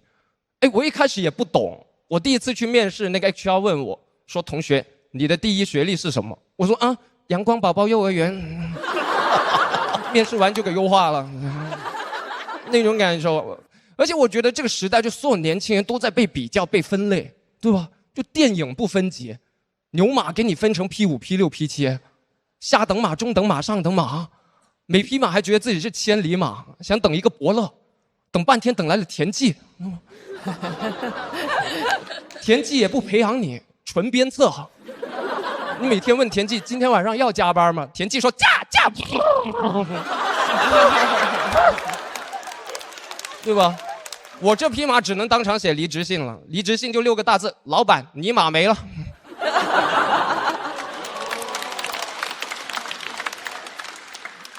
真的蛮生气的。而且老实讲，我考的这个研其实还不错，我考上的是那个中山大学的哲学系。你们听到广财就不是这个反应，人就是这样，你知道。而且我提到中山大学哲学系，有熟悉节目的朋友应该能想到另外一位朋友，于翔宇，他曾经也是我非常好的朋友。对，我跟他在广州一起干了4年脱口秀，然后他去年上完节目之后，我还老给他发微信，我问他，我说兄弟啥时候回来广州聚一聚？他每次都跟我说有事儿回不去，有事儿回不去。后来我就明白，就有些事儿他确实回不去了。你知道，就兄弟上完节目之后，我线下演出也变得很尴尬，因为老有观众发那种就比较拉踩的那种 report 那种评价。我印象最深的一条评价是这样的，他说：“同样都是中大哲学系，研究生鸡翅的段子深度明显比不上本科生于翔宇。看来第一学历真的很重要。”我说你要干什么？我的心也会痛好吗？我就明白一个道理，就比较跟拉踩一直都存在，就无论在什么时代。我心想，即使回到唐朝，也会有人在杜甫写的诗底下留言，同样都是大唐诗人，杜甫的深度一看就比不上李白。杜甫能怎么回啊？杜甫只能在底下回啊，真对假对。而且你们有想象过我们杜甫吗？我们杜甫的感受吗？我们杜甫多委屈，像舔狗一样。我们每天写的都是什么思李白、忆李白、春日有怀李白。你转头一看，李白在赠汪伦。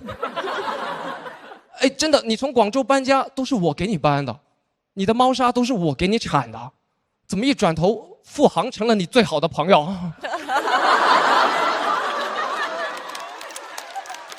哎，桃花潭水3000尺，还不及派沈赠你情。哎，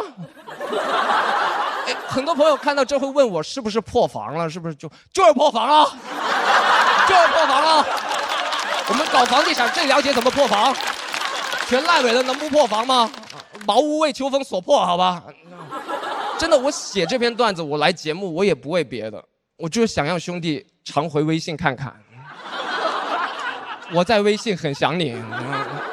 我的专业已经烂尾了，我不希望我的友情也烂尾，我想维权我的友情。在我眼里，就是友情第一，学历第2，这就是我的脱口秀和他的朋友们2，你知道吗？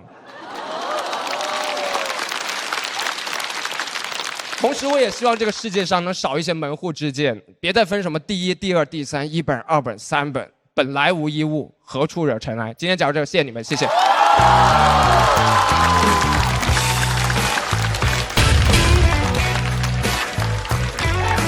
在他们两个后面太难讲。哎，抓紧最后的投票时间倒计时。来，再次掌声送给鸡翅。谢谢朋友们，谢谢。鸡翅在这个节目的第一场演出，然后讲这个段子的目的是找他哥们儿，找人。寻人启事主要是不是？开玩笑，没有，因为我觉得这就是我心里特别想聊的一个话题，对，就是关于一些门户之见，以及关于一些友情。对，你在说之前，你会发微信告诉他说你上这个节目，然后可能会说了啊，回来说大可不必是吧？没有，也是回了4个字，我也是挺感动的，回了4个字叫比赛加油。哇，厉害！没有回3个字你是谁啊？太棒了！再次把掌声送给鸡翅，鸡翅休息一下。要和鸡翅1v1 PK 的王颖，这位选手特点是他会用特别平静的表演来呈现特别不平静的内容。掌声欢迎王颖。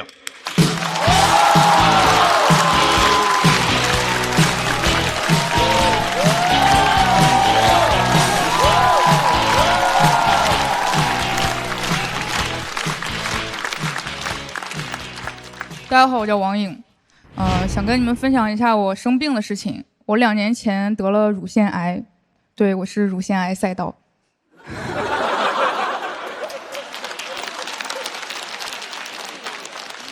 但是我已经治好了，你们不要太紧张啊！我一开始也犹豫要不要讲这个话题，我想我要讲这个，我怎么区分观众给我投票是因为好笑还是因为同情呢？后来又一想，我要的就是同情票。我是怎么发现我得这个病的呢？我外甥在家疯跑，一头撞到我的胸上，我的胸就一直疼。后来就去医院检查了一下，确诊乳腺癌之后，说实话我有点生气，我就问医生，我说是不是因为那个小兔崽子撞的我？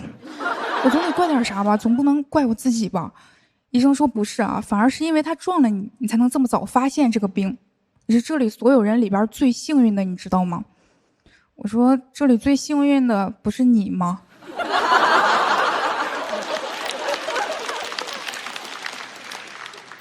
我现在接受了，就生病不是因为我外甥啊，我得病的最主要的原因是因为熬夜和吃外卖。我妈说的，吓唬你们一下。生病之后有一个问题一直在困扰我，为什么是我？Why me？ 我后来想到一件事情啊，我大学刚毕业的时候，当时特别叛逆，剃了个光头，总有人问我你为什么要剃光头？给我问烦了，我就跟他们说，因为我得了癌症，在化疗。想到这个，我吓了一跳。我去，老天爷不会以为我当时在许愿吧？住院之后，医生跟我说，手术方案是要全切，就是把一个乳房全部切掉。这个消息还挺冲击的，听到我就哭了，因为我知道我失去的不只是一个乳房，还有未来50年的择偶权。我当时哭着和我男朋友对视了一眼，我觉得那一刻我俩的想法应该是一样的。都是完了，这回不好换了。我不是说女生少一个乳房就找不到男朋友啊，我知道有的女生很优秀很有魅力，你别说少一个乳房，你多一个都能找到。我只是说我真的很难找。我男朋友后来跟我说，他不介意我生病，不会因为生病跟我分手，他人真的挺好的。但是我听过一句话，没有天生的好人，只有被约束的文明者。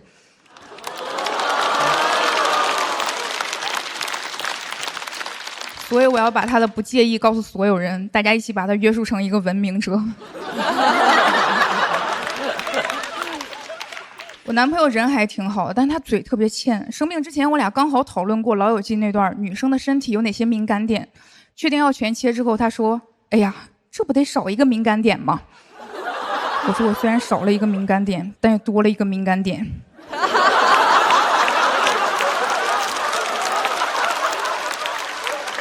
你说话给我注点意。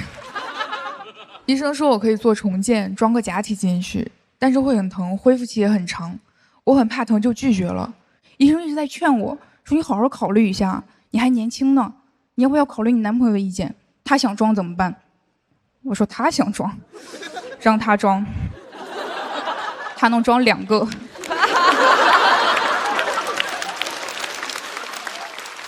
我能理解医生的顾虑啊，很多人会觉得少一个乳房之后人就不完整了。我有朋友甚至专门过来安慰我说：“你不要觉得自己不完整了。亚马逊的女战士为了方便射箭，会直接把自己的右乳房切掉，他们的完整形态就是没有右乳房。”我说：“可我切的是左边呢，要在他们那儿，我左边不完整，右边挺多余。”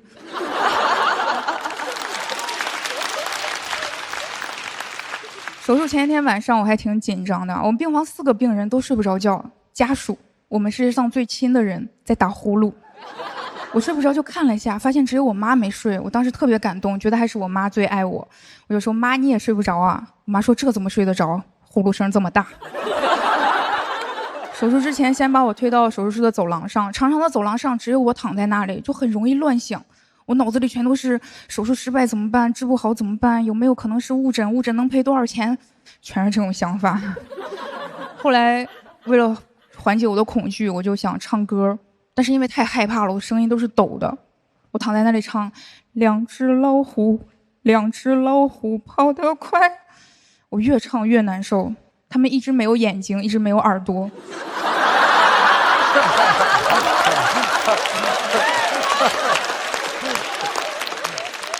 但是他们是2只老虎，有8个乳房。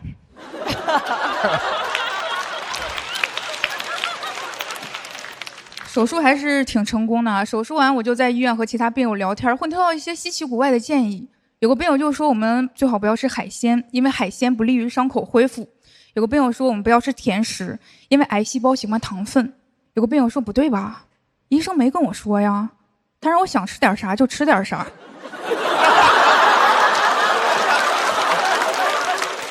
我现在还在进行内分泌治疗，内分泌治疗是打绝经针和吃药。绝经针就是让我不来月经，所以我今年30岁更年期了。这个年龄更年期有一点尴尬，因为我有了更年期的坏脾气，但是我没有更年期的家庭地位。我经常莫名其妙的就想骂我男朋友，但是又一想，我对他没有养育之恩。我现在的内分泌治疗还剩下3年啊，我现在会感到潮热、疲惫，很不舒服。想到20多年之后还有一次更年期，我就特别难受。我朋友就安慰我说，命运还是很公平的，他虽然给你关上了一扇门，但是给你打开了一扇窗。虽然你的乳房变成了1个，但是更年期变成了2个。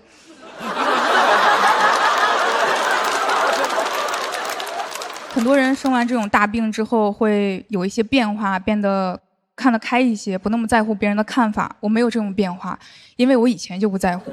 我感觉我这么多年怪异的行为终于等来了一个答案，原来我一直活得像一个癌症患者。现在有人问我，你为什么不找个正经工作？我说因为我得了癌症。你说话怎么那么难听？因为我得了癌症。你为什么会得癌症？因为我喜欢问别人为什么。No。得癌症有一点好处啊，以前我也这么说话，他们觉得我疯了，现在他们觉得我只是病了。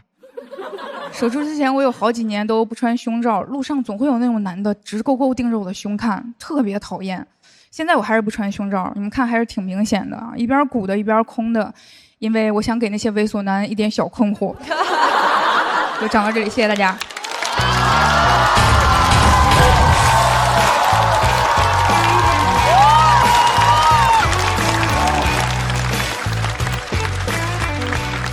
王颖锁票通道倒计时。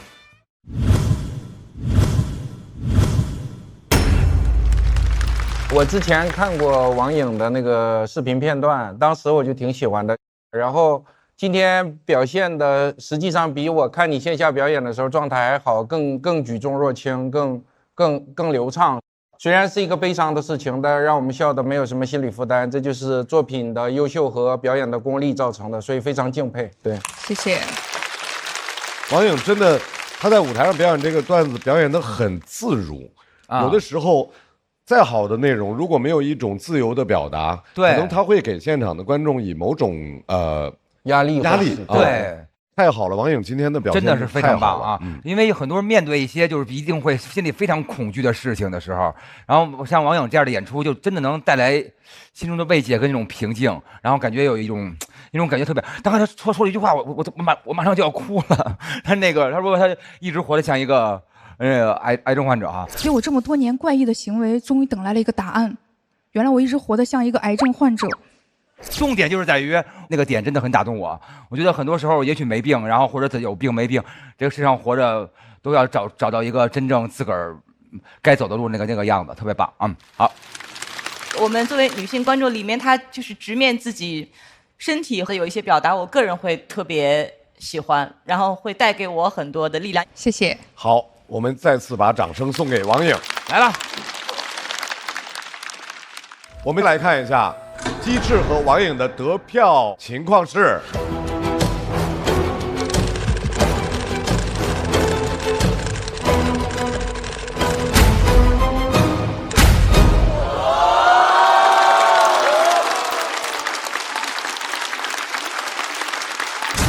王颖242票，成功的进入到晋级区。鸡翅202票，要在待定区继续等候。机智很棒啊！来，主要想让就是同样是得乳腺癌、同样生病的观众，或者是其他在困境的人，告诉他们就是不要太在乎别人的眼光，没有关系。因为我在医院的时候看到其他病人，我感觉他们有很大一部分的压力来自于就是外界会怎么看待他这个病。我自己本身不是很在乎这个，所以我想把这种想法传递给他们。来，马上就要和大家见面的1v1 PK 的2位，吴鼎和安全出口。我比他聪明，你比他聪明，我看看谁比较聪明。你糊涂啊！你们几家人主不主播？这3个都不聪明。我们是安全出口，我们也来自会说笑喜剧。听听李梦洁老师说什么？咱们解约吧。我真不知道谁比谁更聪明。赛前我们自己聊天就大家开玩笑嘛，说到时候我们就内战啊，起码能保一个。然后结果没有想到真的内战了。我们两个跟吴鼎会玩的更多一些。第一是我跟吴鼎家靠得很近，第二是我们大家的共同的爱好就是打桌游。我们基本每1-2个星期就要聚餐一次，包括大队长家里的猫也经常来我们家玩，然后我们家的猫和他们家的猫关系也不是很好，就是感觉像宿命一样。吴鼎大家应该有印象，因为这位朋友上一期来过。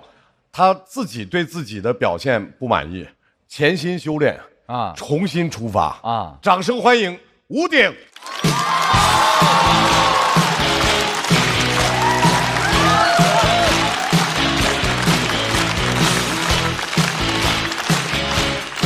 哎，大家好，我是吴鼎，哎，你们好。谢谢。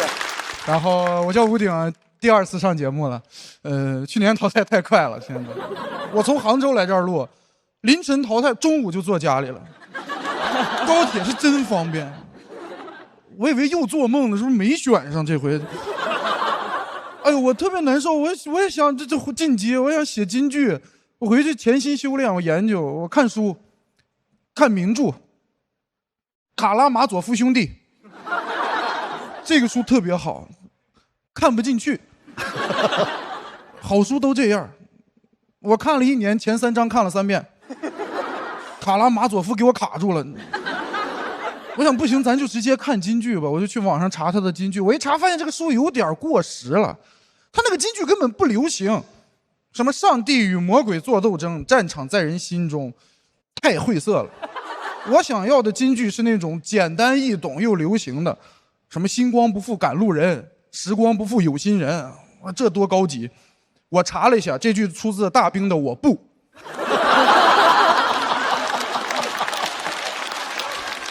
找错名著了。而且现在看书真的很难集中注意力，你看2页书就去刷短视频，看2页书就去刷短视频。我自从开始看书以后，每天多刷2个小时抖音视频。我现在特别沉迷那种竖屏短剧，就是那种特别土的，什么3年之期已到，恭迎龙王回宫。我第一次刷到的时候嗤之以鼻，我说这种没有营养的垃圾怎么可能上瘾？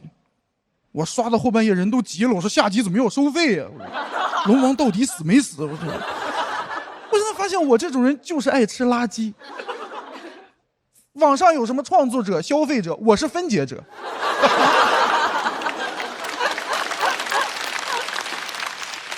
我在网上到处找垃圾吃，我在网上属于是赛博苍蝇。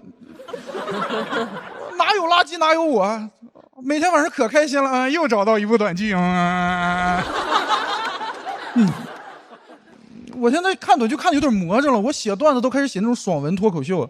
我给你来一个我最近写的，注意看。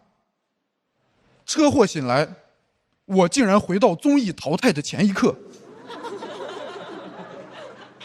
全球脱口秀水平下降100倍。只有我带着记忆重生。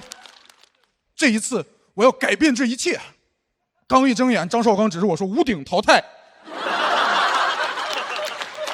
我说：“哼，你会后悔的。”张绍刚勃然大怒说：“哎呀，你个废物，还敢顶嘴！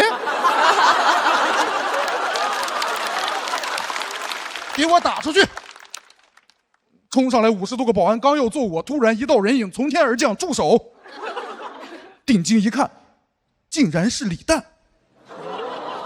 所有观众也震惊了，什么？连蛋总都出山了？这小子是什么人？李诞无视其他人，径直来到我的面前，参见神君。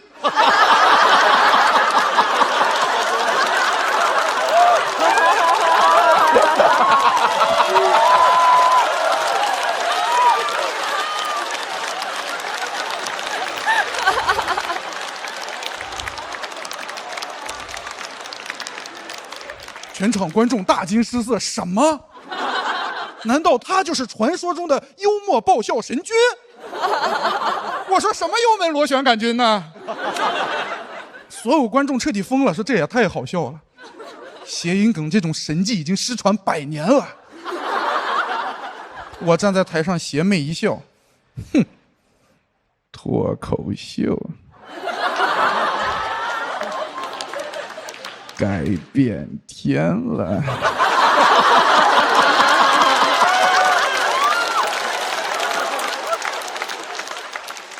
这就是我现在写的段子。我在家沉淀了1年，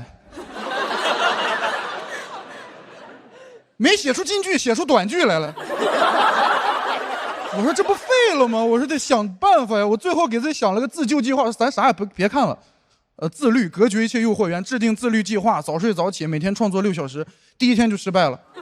我第一天10点躺在床上，我就开始过我第2天的计划。早晨8点起床，空腹有氧，创作6小时，写200个爆梗。想着想着，人又开始幻想了。我说这也太自律了，这么自律，明年肯定就火了。到时候挣个1000万，你说这可咋花呀？然后就开始规划这笔不存在的钱。我当时第一个想法是存银行吃利息，1000万存定期。这种保守的理财方式一听就是老穷人了。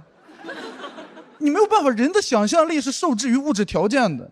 你们见没见过穷人写爽文？胡老太80大寿，家门口豪车云集，某朋某来比某敌。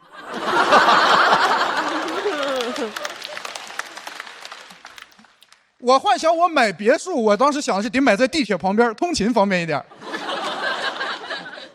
没有办法，我当时就开始查哪家银行利息高，农村信用社，3年以上利息最高2.15%，就是我这1000万扔进去，我每年啥也不干，到手21.5万，以我的消费水平，我财富自由了，我每年还能攒个10几万，攒下来我再加仓农村信用社。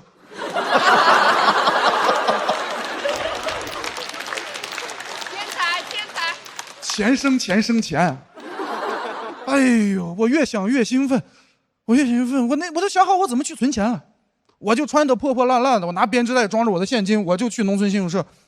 那个银行经理肯定看不起我，那一进门啪给我个大嘴巴子，哪儿来的叫花子？敢进我们银行？我不慌不忙打开编织袋，睁开你的狗眼看看，现金光芒直冲云霄。经理说啊，什么东西？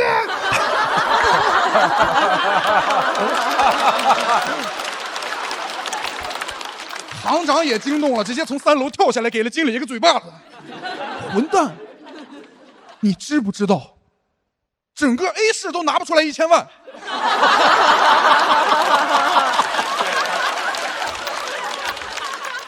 你被开除了，先生，对不起，有眼不识泰山。表达歉意，这是我们农村信用社全球 VIP 黑卡，然后我个人再送您一本书，全是金句啊，乖摸摸头。哎呦，你越想越兴奋，越想越沉浸啊！我当时已经忘了我没有这1000万了。哥们儿玩的就是虚拟货币。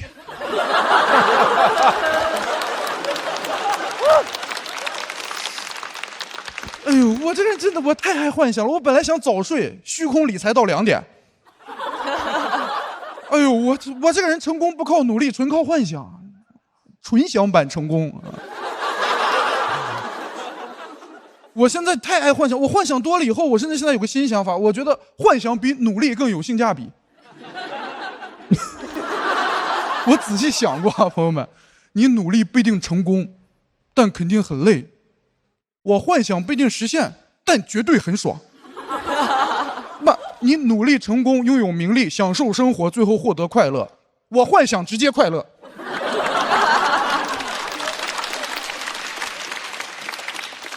我还不用努力，哥们儿纯快乐。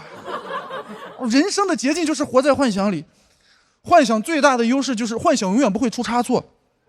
现实可不是这样的，你旅行最快乐就是出发前你幻想目的地有多独特，你去了发现都一样，薯塔烤肠大鱿鱼。我在上海很想你。你网购最快乐就是等快递，你幻想那个衣服穿上有多好看，衣服到了以后发现是人家模特好看。谈恋爱也是，你最快乐就是刚认识，幻想对方人有多好，以为找了个王子，面具一撕开是杨子。这就是现实生活，人生的捷径就是活在幻想里。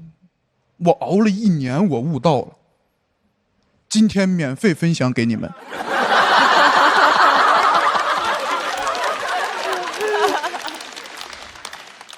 我这次上节目主要是为了开民智。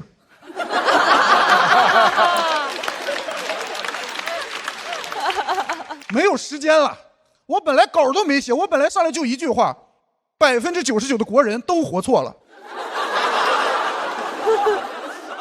现在跟我做梦，到时候节目播出去，肯定全国观众恍然大悟。哎呦，说的对呀，感谢尊者为我们开悟。我们永远追随神君。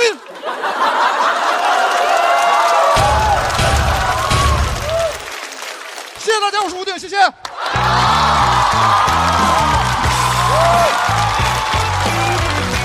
放票神君。各位，抓紧时间为神君投票。来，吴鼎。左票倒计时。谢谢大家，谢谢。吴鼎，哎，老师，对不起，只是需要一个反派，然后刚好撞上了。你需要一个反派，世上有这么多的反派。我想说的是，我完全不在意。哎，谁会和神君较劲呢？哎，你看看这心理啊，太好了。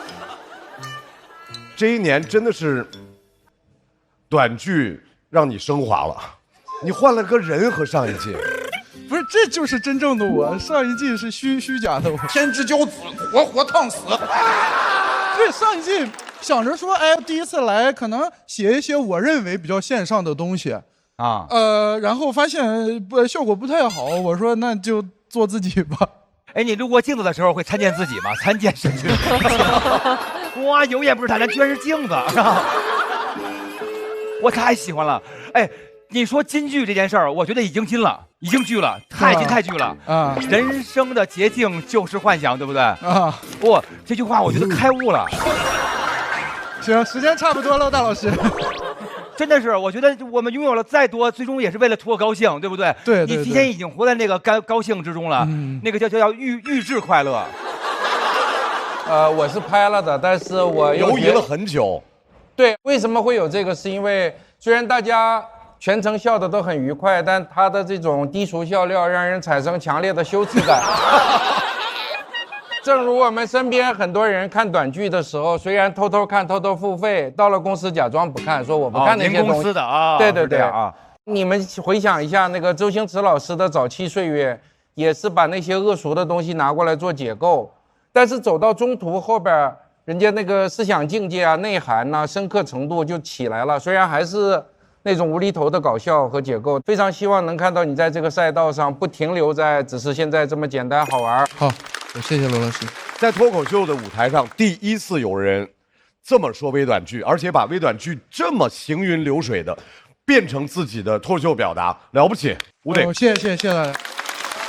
休息一下，要和吴鼎对战的，是一组漫才演员，他们同样来自会说笑喜剧。漫才一般有一个是装傻的，一个是吐槽的，俩傻现在但是这两个人呢，他们的特点就是都觉得自己比对方聪明哦。掌声欢迎安全出口。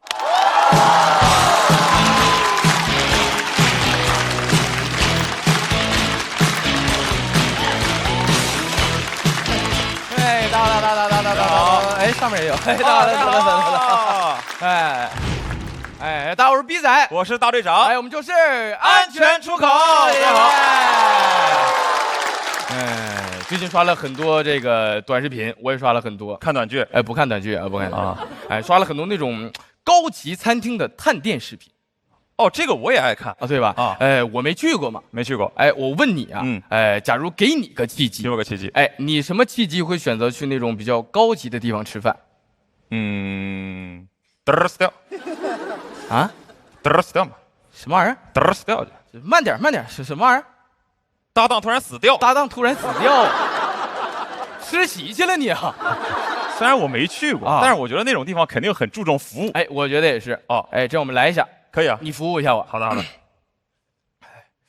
先生你好。哦，哎，你好，恭候您多时了。谢谢。哎，一位的话，请坐。啊，这是我们的菜单，您看一下。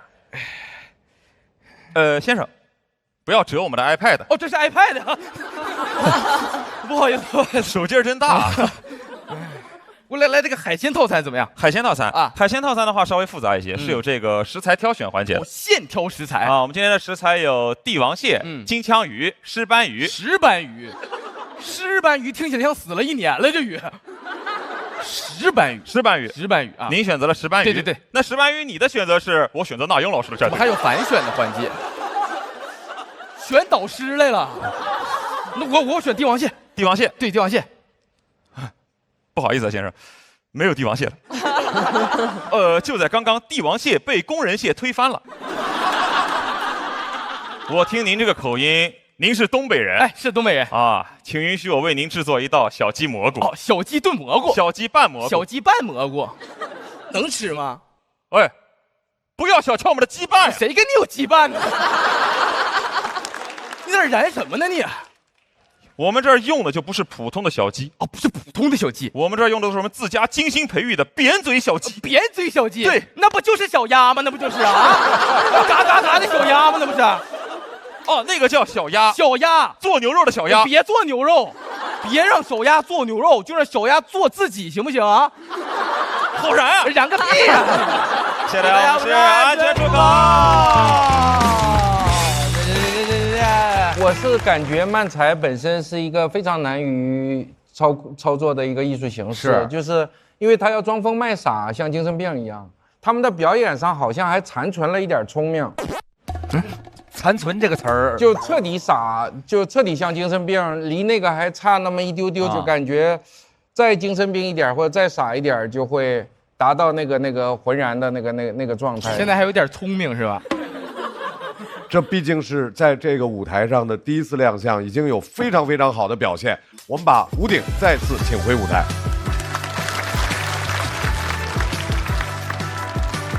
看一下两组优秀演员的得票情况。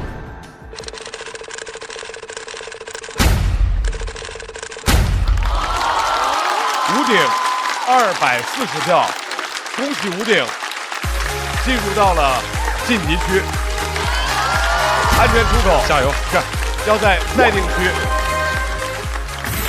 幽默神君。今天这个什么短剧幽默神君，这玩意儿是真正的吴鼎。参见神君。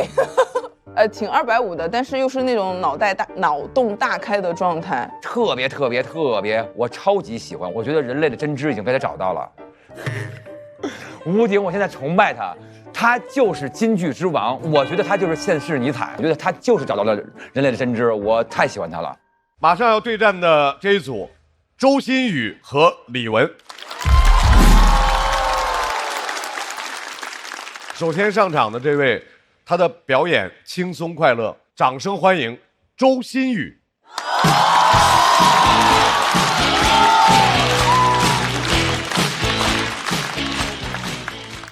大家好，我叫周新宇。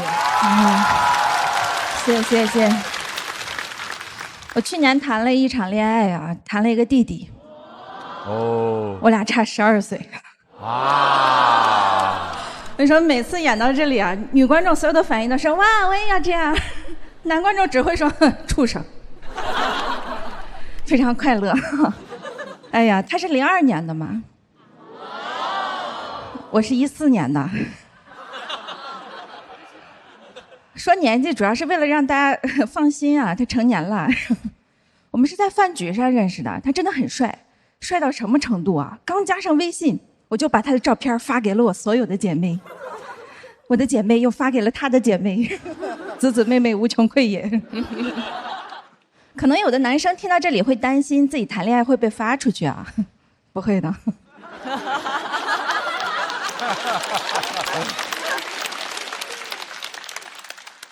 然后聊着聊着，我发现他刚大学毕业，当时很震惊，当时哇，这么快就要开始老牛吃嫩草了，太奇怪了。我以前看到这句话还会把自己带入草，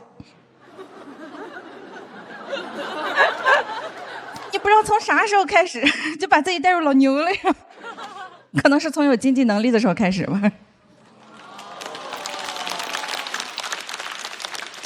我是真的觉得当老牛也太好了，你当了老牛，你才能发现这嫩草啊，它每年春天它一茬一茬的往上长。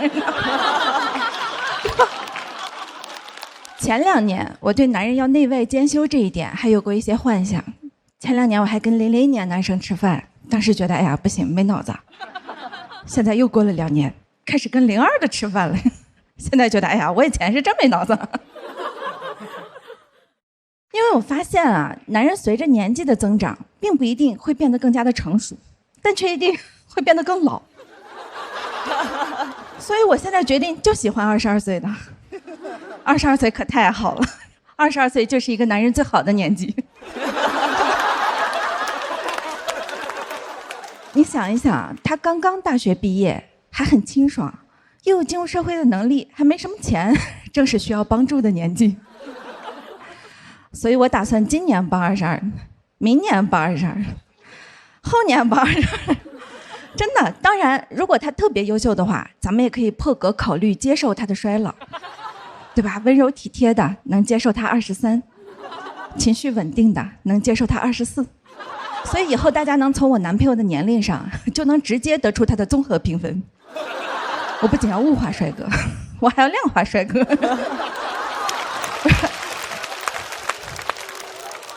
但是啊，跟这个弟弟相处了2个月，然后我发现这个弟弟也并不简单，他开始缺钱了。他缺的不是大钱，他不是缺30-50万的那种，他就是缺30-50块。这你很难给不起，对吧？我要不给他这点钱，他都活不过24。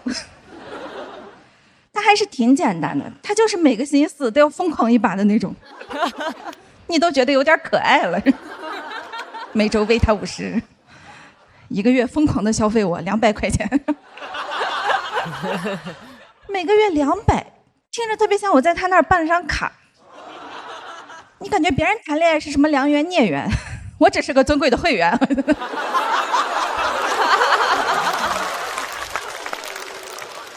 有时候桌上放的50块钱突然没了，我都呀自动续费忘关了。刻板印象里的姐姐不都感觉会给弟弟花老多钱了，对吧？我现在也不想消除这个误会，我现在一般对外就说，对，就是你们想象中的那样，要什么就给他吃呗，总不能让孩子饿死吧？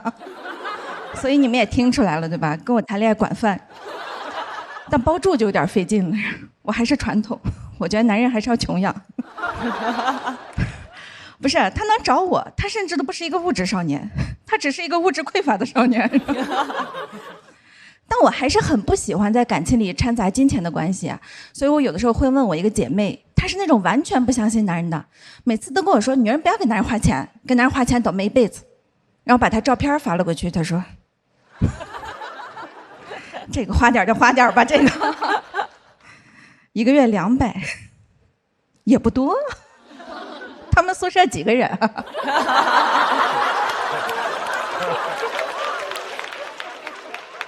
但该说不说啊，我最多也就给他花200，再多就不行了。不是我没钱，是我有责任感，不能哄抬物价。哄抬物价就导致通货膨胀，嫩草一膨胀就惯坏了，薯条都敢点大份的了。很快就分手了，因为随着弟弟的年纪越来越大，胃口也越来越大，每天开始想要点吃的，要点穿的，要点玩的。我俩分手的原因就是我落后的生产力并没有跟得上弟弟日益增长的物质需求。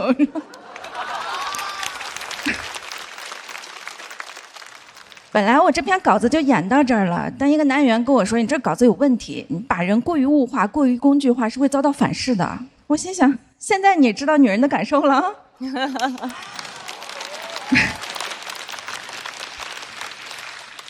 有时候我也感叹啊，你就感觉这个社会上就没有不物质的男生了吗？我不知道，所以我又来上节目了。每年6月，又到了大学生毕业的季节。毕竟啊，花有重开日，一个宿舍就有6个少年。我决定以后就不叫周星宇了，我以后就叫招娣、来娣、盼娣。讲到这儿，谢谢。其实心语最后的那个表达是他这一篇的关键，就是你们终于知道我们的感受是怎样的。但是呢，他把这一个放到太最后，所以前边很多人可能内心还是会有一种说不出的可能被冒犯到的感觉。一开始不敢笑，后来有一种感觉到可能是不是太物化了。总之，当这样情绪太过长到你最后那个关键的点给出的时候，他已经不可能把整个的现场的氛围给挽回来了。对啊，但这样的表达太重要了，因为这个话题只有我们可以讲，他才能够把有些问题特别正式的、不油腻的、不轻浮的摆在这个舞台上面。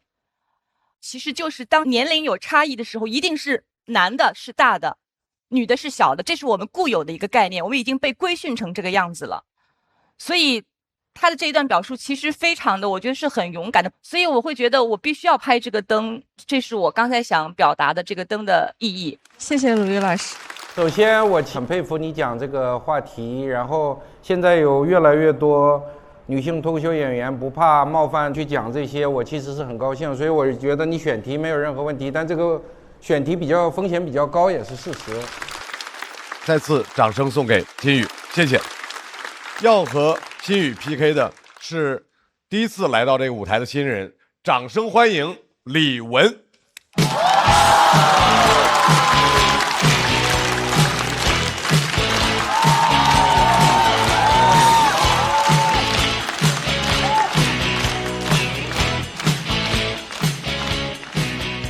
嗨，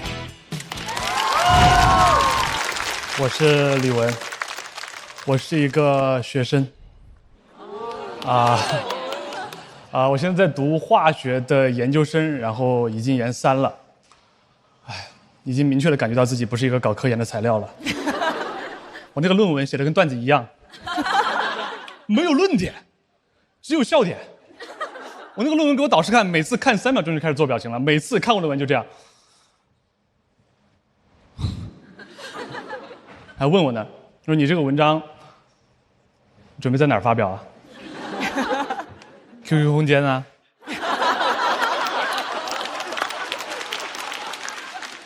哎，我导师人非常好啊，一个非常慈祥的老教授。唯一的问题呢，就是年纪稍微有点大了，讲话有一种习惯，他特别习惯性的使用设问句。他只要一开口，他就会自己对自己提一个问题，然后自己回答他自己。那感觉跟你一点关系都没有。每周都跟我们开会，开会一上来就是同学们呢，你们这个实验做不做呢？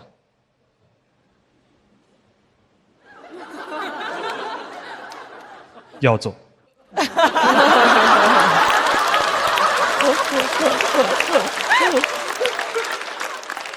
那是不是只做实验呢？哎，不是，你也不知道他为什么要哎，我们现场都没有人理他。那除了做实验，还要干什么呀？这就是你们要思考的问题。永远都是这样，永远都是这样。时间长，你真困惑。我真的很想知道，他平时生活中跟他身边的人也这么讲话吗？尤其是我师娘，比如他们两个谈恋爱，导师走到师娘面前，他说：“嗨，跟你说个事儿。我第一次见你的时候，就觉得你怎么样呢？”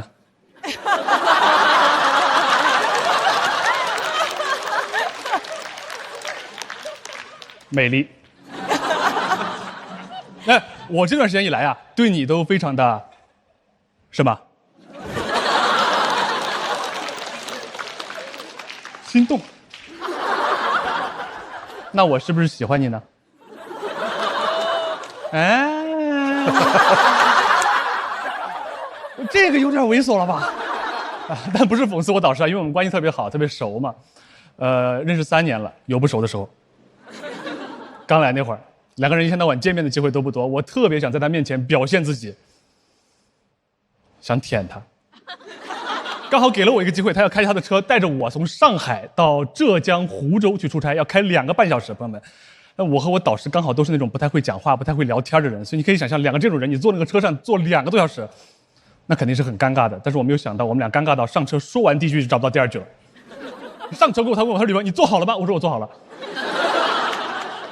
他也不开车，我们俩就在那儿僵持了10几20秒。我说：“什么意思啊？”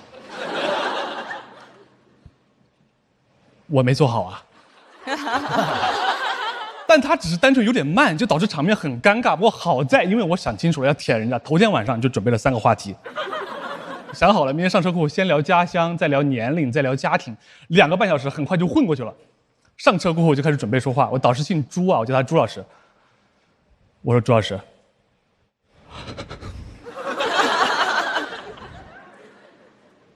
您是哪里人呀？”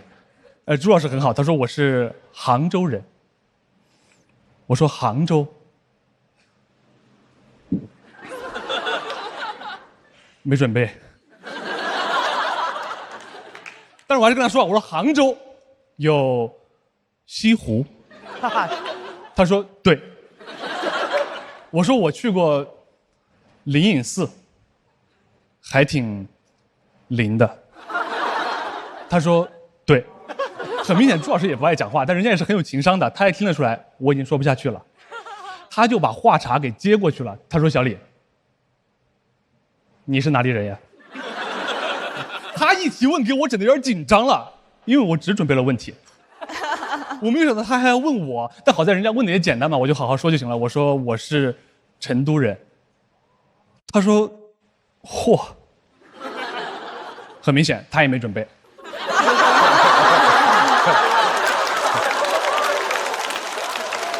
我就知道已经聊不下去了，聊不下去就要下一个话题了。下一个话题准备问他年龄，我就问他，我说：“朱老师，您现在多大呀？”问完就感觉有点暧昧了。一上车问完家乡，开始问年龄，感觉自己要追他一样。但是朱老师人真的很好，他跟我说我是63年的。我说63年，好啊。63年，属兔。我是99年的，我也属兔。朱老师，太有缘了。您大我36岁。那您今年就是71了。朱老师一边开车一边对着我，他说：“小李， 61了。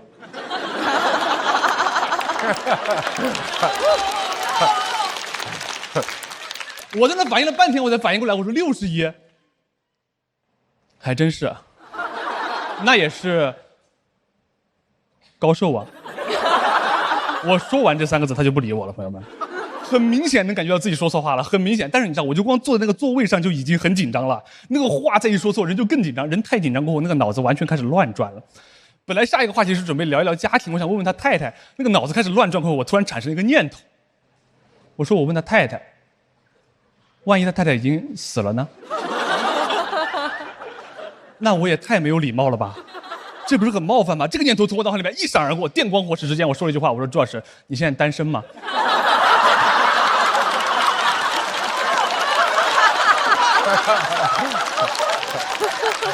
救命啊！给朱老师整晕了，朱老师还在开车呢，还转过来，他说啊，就这么尴尬。这个故事到这儿其实就结束了。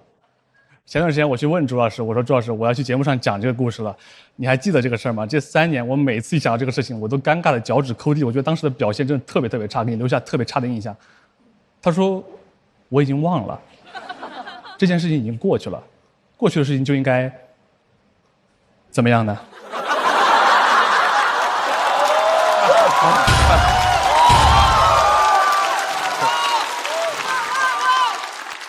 忘掉他。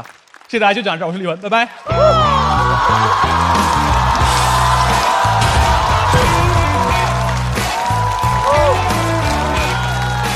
李文锁票倒计时。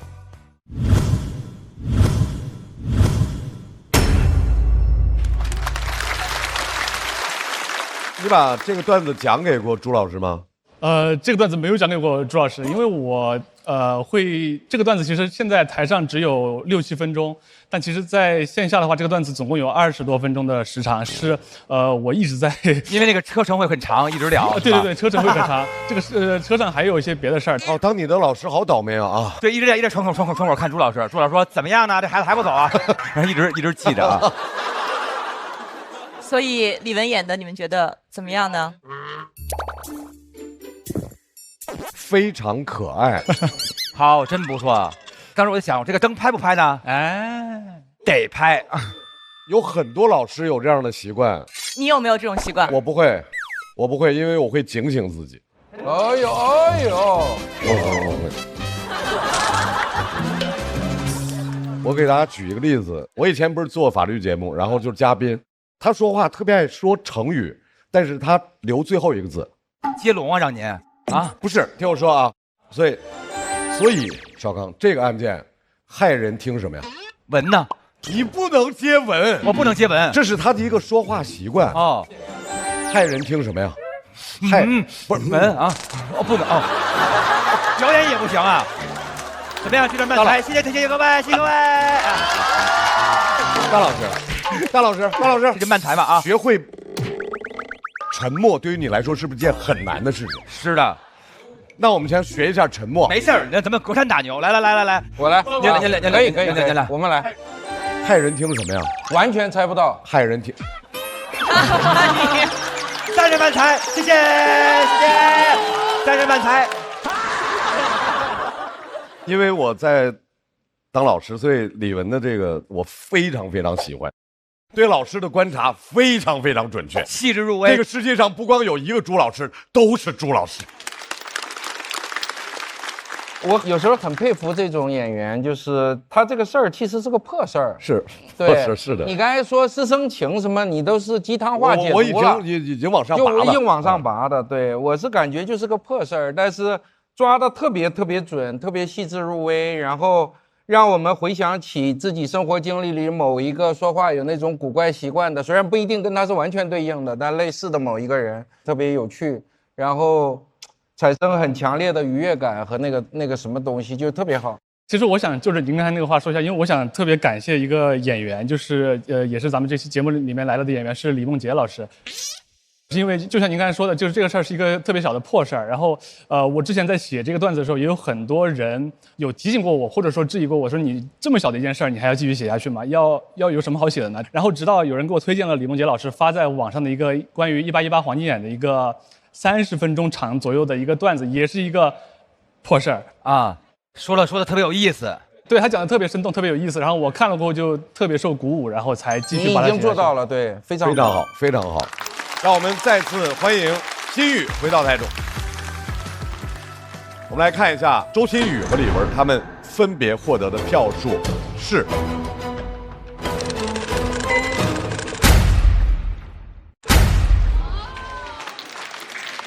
李玟254票进入到晋级区，心宇需要在待定区继续等待。挺好。马上要对战 PK 的两位是小块和徐志胜。咱们这一位我想死你们了啊！这一位老师呢，有没有来到现场？因为他这个档期有问题啊，哦，志胜啊，志胜啊，咱们就请他的好朋友小块老师帮他做这个决定。哇，要替志胜选。我帮他选，那我就选商业奇才。商业奇才是哪位？商业奇才谁？韦大爷。商业奇才是我。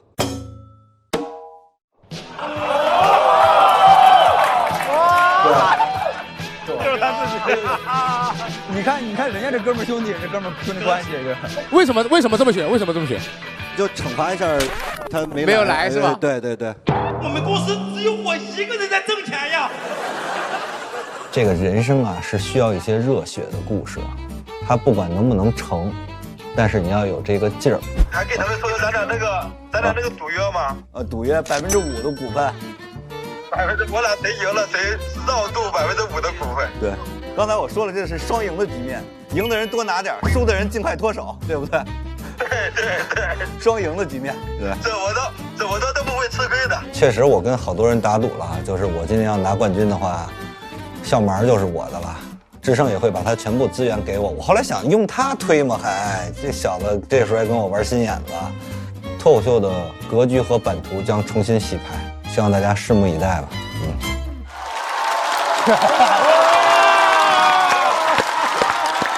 热闹起来。首先要上场的这位呢，就是知名的拆二代啊。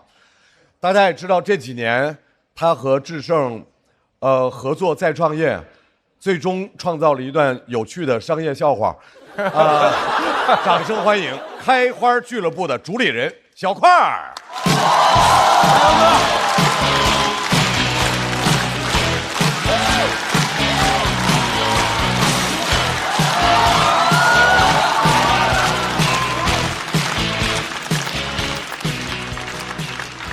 大家好，我是小块啊。去年开了个俱乐部，开花脱口秀，所以我现在的身份是什么？是什么？主理人。资本家啊！现在每个月都能盈利，负12万。很快我就会成为资本家里的少数群体。怎么讲？无产资本家啊！其实一开始没想到会赔这么多钱，因为你们也知道，我有个合伙人叫徐志胜嘛。当时的想法很简单，就是以他的名气加上我的能力。这不是笑点，你们怎么可能赔钱呢？后来徐志胜也非常意外，说：“哥，没想到你的能力还超过了我的名气啊！”很多人不理解我们为什么会赔钱，因为每场演出我们都能有200多个观众，在一个1200人的剧场里啊。那演员在后台看了一眼观众席，说：“哥，这演出一看就是你办的，因为观众啊都坐得一小块一小块的。”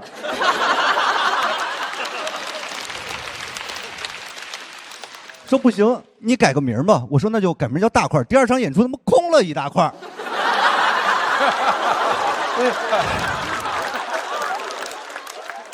后来我转变思路，换了一个200人的剧场，哎，这回好了，能卖40张票了。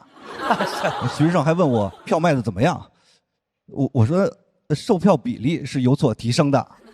他说那能赚钱了吧？我说这看你怎么算，这个月赔了10万，但是上个月赔了12万，理论上是赚了2万的。他说还能这么算？我还得给他解释，就是赚钱呀和速度一样，它都是相对的。他说可是你赔钱的速度是绝对的快啊。我说小快小快啊。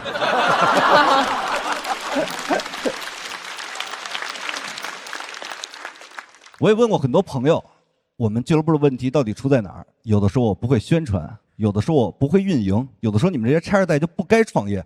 终于有一个人说徐志胜也有问题。我说你给我展开讲讲啊。他说徐志胜不会找合伙人。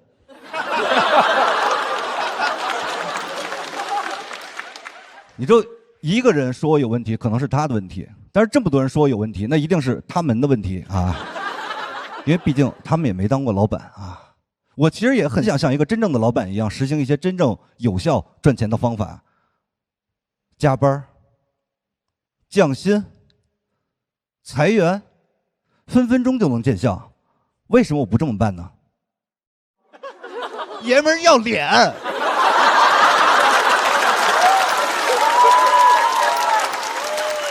咱是一北京孩子，干什么得对得起自己啊。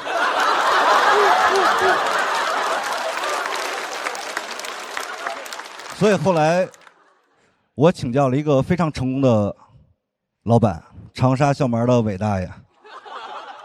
我跟他说我想赚钱还想要脸怎么办？他说你放心。第2天他特意从长沙飞到了深圳，给我带着解决方案啊。从岳麓山给我请了一只貔貅。我当时心里非常复杂，你说他不靠谱吧？人大老远从长沙把这个20多斤的貔貅背过来交到我的手上，你说他靠谱吧？办公室摆那个财神心里怎么想啊？哦，赖我是吗？赖我。我跟伟大说不是我不相信你，你这不就是空降了一个相同岗位的员工吗？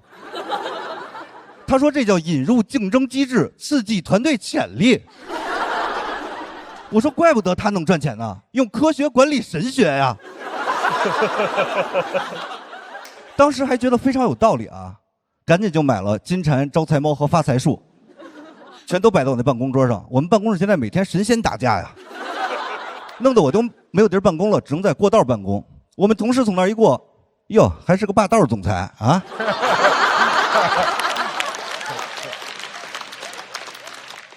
后来一个深圳本地的朋友跟我说，你要是想翻身搞这些封建迷信没用，你得拿着你的营业执照、公章和身份证去深圳地铁5号线有一个翻身站啊，你到那儿下车就能翻身了。我说封建迷信没用，得搞基建迷信是吧？但我觉得这个事儿不对劲啊，因为你们想一下啊，我就算到那儿下车以后真的翻身了，回来我得去对面坐车，那不又翻回来了吗？我大老远跑那儿玩鬼打墙去了啊！哥们儿说你自从赔钱以后啊，格局变得小多了，你打车回来不就完了吗？那个月又多赔了100多块钱车钱啊，但还是有收获的，因为我在那儿一下车就看见徐志胜和呼兰的广告，问我需不需要资金周转啊。这不是问对人了吗？啊，我一看就知道，还能周转，还能周转啊。其实我也在反思，为什么俱乐部开了这么失败，就是这个社会啊，对成功的评判标准过于单一了，掩盖了很多人性的光辉啊。我跟你们讲，我也就是看今天大家也都是一些有识之士，我真诚的跟你们分享出来，就这个创业呀。你不要只拿投资的角度去看待，你拿消费的角度去看待，就知道我有多么的耀眼了啊！去年1年，我消费了8份5险1金，请了109位演员，做了209场演出，请客吃饭365桌，飞机高铁396趟，酒店住宿406晚，才花了100多万，我带动了5个行业呀！这哪是赔钱啊？这不是在对宏观经济进行了一个微观的调控吗？啊，而且咱们说实话，100多万，有钱人也就是买一辆跑车，对不对？取悦一下自己。我买的可是一辆拉动国民经济的马车呀！啊！哦，靠的是什么呀？不就是这只有形的手吗？多少个演出结束的夜里，我坐在剧场，想到自己的大局观，就开一瓶国民白酒老村长庆祝一下。真正纯粮酒，好喝不上头，让生活更开心。咱一个北京孩子，首先得对得起自己。我开心了，马车上的你们就更开心了。而且我也知道啊，说实话，要说赚钱，我在脱口秀这个圈里真的排不上号。但是你要说花钱，他们加一块儿也赶不上我呀。我跟你们讲，好多脱口秀演员现在还在努力赚钱，想买房成立一个小家。我已经把房卖了去建设国家了啊！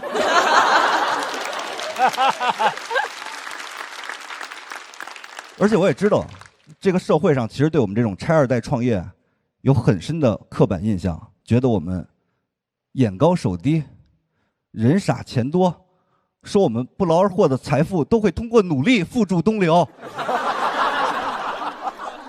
我跟你们讲，狭隘了。大家一定要明白一个道理啊，就是这个社会上，只有我们这样的人多创业，这个钱它才能流动到各行各业，最后实现共同富裕，你知道吗？有点被我的格局吓到了啊！别人是白手起家，我们属于起家就白手，你知道吗？而且记住啊，千万不要鼓吹那些精英创业，什么清华、北大、哥伦比亚的啊，那帮人创业对咱们有什么好啊？你们仔细想想，什么 PUA、996、自愿加班、降本增效，不全是这帮人研究出来的吗？我是不可能研究出来这些东西的，因为我当年高考就是被末位淘汰的啊。怎么说呢？就哥们儿淋过雨啊。我跟你讲，普通人你是算计不过这帮精英的。这个时候，你再看看我啊，一番运筹帷幄，徐志胜去开花演出，480的票，180我全给卖完了，自己都没有发现啊，还是观众给我发私信我才知道的。快哥大气，徐志胜来还打3折啊！我说也不是我大气，感谢国家吧，我提前享受了100万补贴啊。所以说记住了啊，以后不管是在生活中还是网络上，碰见我们这种拆二代创业，千万不要挖苦讽刺，就是鼓励支持。没事就应该给送一面锦旗，锦旗上面就是4个大字：利国利民。可以鼓掌，可以鼓掌啊！我跟你们讲，我这篇稿子有多好笑，我真的不敢说啊，但是我就敢说，这是你们今天看的所有稿子里面含金量最高的一篇稿子啊！我仔细算了一下，一个字儿是500，我最后呢再讲4000块钱的，谢谢大家，我是小快。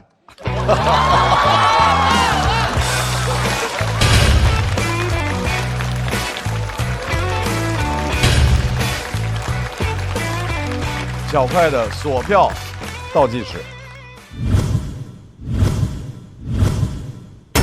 再次掌声送给小快，感谢大家，感谢大家。怎么想着又回来说了？这不是没有什么解决办法，唯一的办法就是以身入局啊，没有别的办法了，对。然后也是因为上一季徐志胜在这个舞台说了你们合作的事儿，我这一季也有一个想达成的事，就是他说的很多事儿吧。怎么样的？他加工的有点太过了，他这属于深加工的脱口秀了，你知道吗？您这是澄清脱口秀啊？对，我这是原汁原味啊，原汁原味啊。这个红灯太不要脸了！哎，想过在悉尼开这些店吗？我前一阵去悉尼演了一回，那个售票情况，我感觉就不太能还行啊。然后悉尼可能发财，恭喜你发财。然后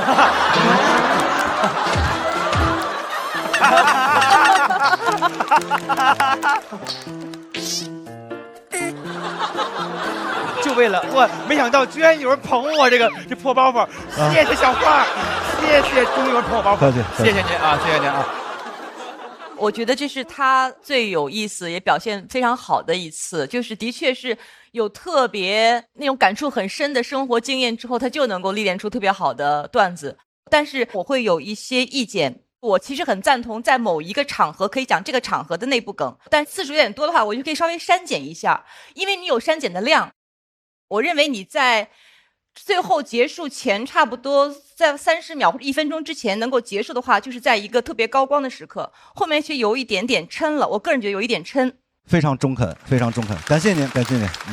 我觉得作品的角度非常好看，然后表演的也怎么说呢，真的很放松，然后整个感觉是很愉悦的。但是可能是因为操心业务太多吧，作品上可能投入的也不够，所以整体就是一个挺好玩，然后也止于挺好玩的这么一个东西。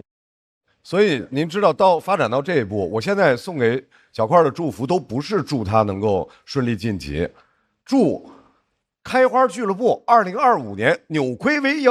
好，谢谢，再次感谢小块的表演。马上要和小块 PK 的这位朋友，今年大家看到了他的演技哈，一个行侠仗义、漏洞百出的一个很抽象的大侠，掌声欢迎徐志胜。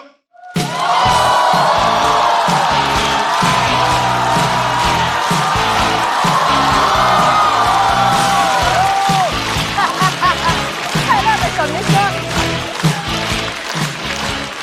Hello， 大家好，我是志胜。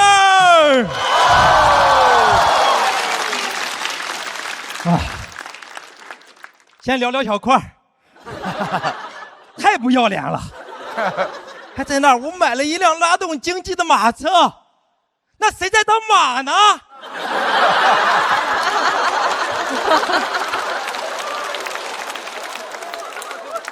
还在那儿他一个字500，我才明白我在里边占了个250呀。哎呀，雪上加霜的就是今年又被演艺圈给退回来了。本来还想着拿金鸡奖呢，结果就拿了个脱口秀继续奖。真的，我现在回来讲脱口秀，就特别有一种你上着大学，被人喊回来说来高考，知道吗？真的就本来就不咋会了，再看到同学就都绝望了，因为全是复读生呀。去年的状元又来了。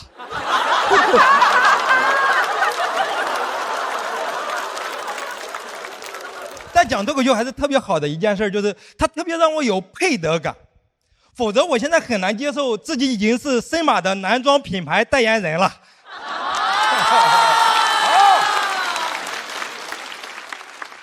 就你知道，我跟时尚真的没什么关系，我穿什么衣服主要就靠闻一下，没味儿穿。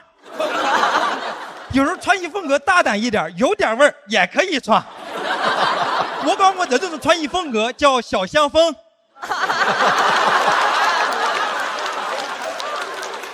就时尚，你别说穿了，现在听都听不懂了。怎么现在时尚又多出来这么多种颜色？什么多巴胺，什么马卡龙，什么美拉德，这都啥呀？以前多好，以前颜色就7种，就7种，我都有2种认不出来。而且这个美拉德，谁能想到是一种颜色？我一开始听到，我以为是国际形势了。我说美国又拉着德国干什么了？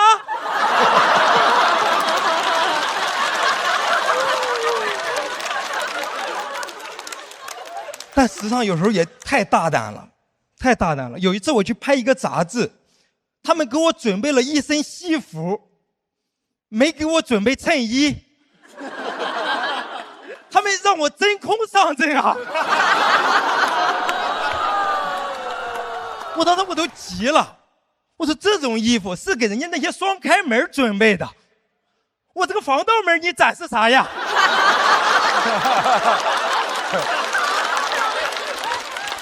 对吧？人家其他人穿的衣服都是为了展示自己的线条，我的线全连成面了。我穿上展示我的面条。但是真的，他们很鼓励我说，时尚就要突破，就要大胆。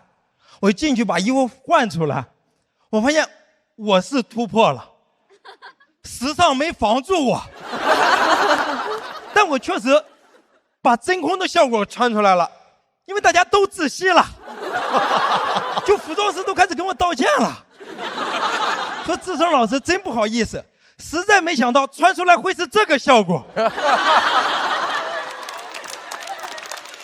本来这个衣服是风度翩翩，但偏偏是你。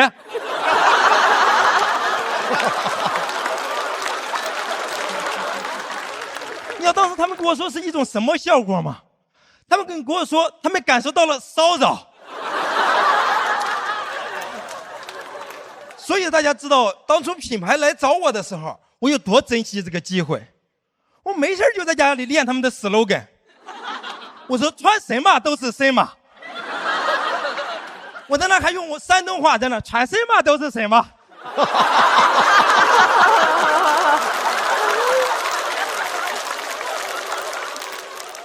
当时是让我代言一个羽绒服，刚开始他们跟我说希望能用我的内在去展示这个羽绒服的内在。我说这咋展示呀？去了之后发现很简单，直接让我扮演了一个羽绒，就把我全身上下都贴上那种羽毛，然后就露一个脸，你知道吗？我当时看着自己毛茸茸的自己，我说我这是代言了个毛呀。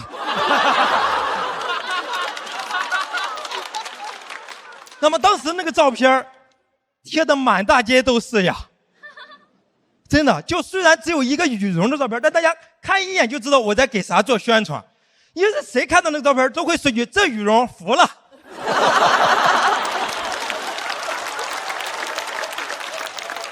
而且他们只挂我的照片也就算了，他们还请了张新成和陈都灵，就是你可以请3个代言人，但你能不能不要把我们挂在一起？你如果真的要把我们挂在一起，你能不能让我穿上你们品牌的衣服？但后来他们让我穿上了那个衣服，把我做成了人形立牌放在了店门口，也很尴尬，因为其他人的人形立牌放在门口，你认识不认识大概就知道他应该是代言人，就我的人形立牌放在那个门口，不认识的人就会很奇怪，把他的照片放在那里干什么？他偷店里衣服了啊？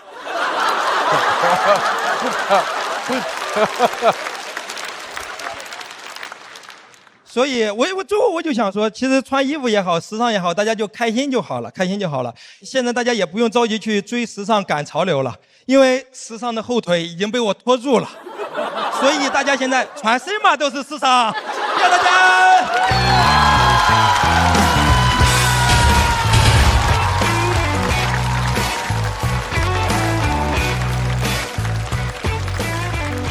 制胜的锁票倒计时。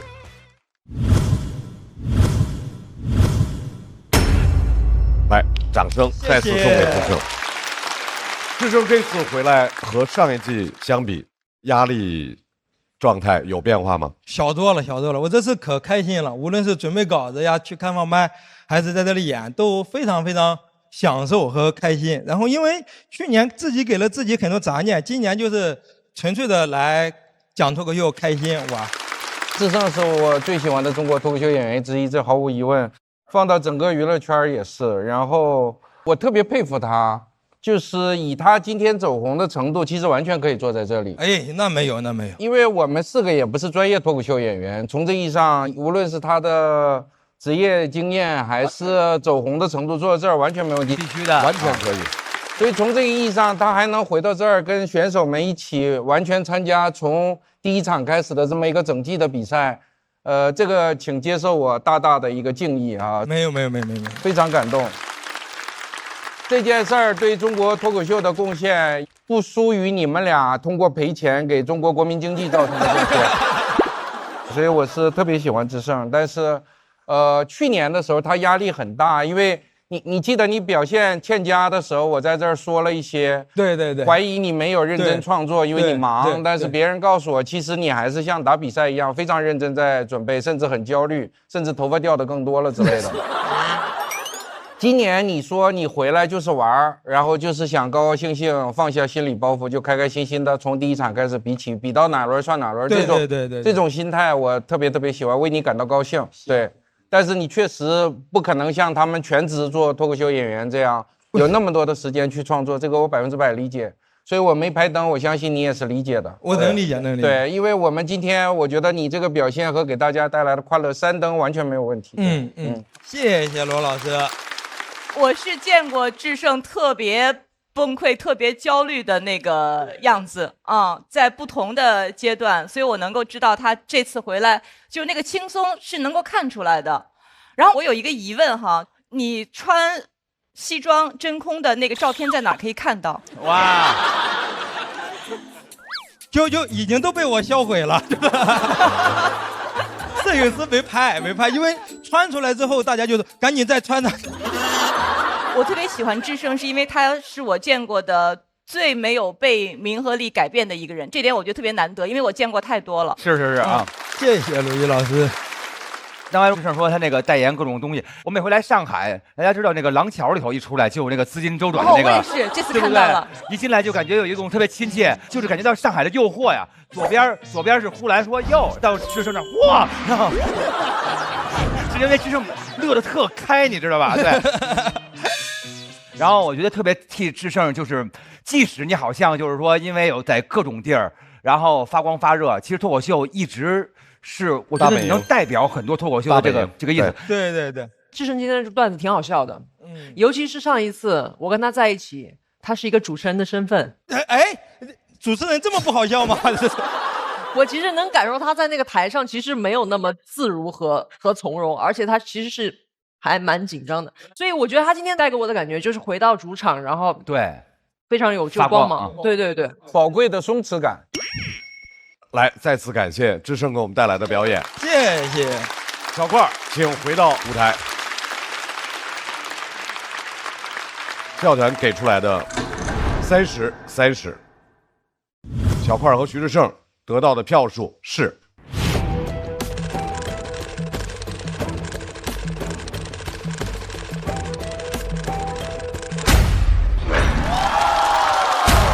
胜249票，小块220票。我在补贴开花，我在这。首先祝贺徐志胜进入到晋级区，谢谢。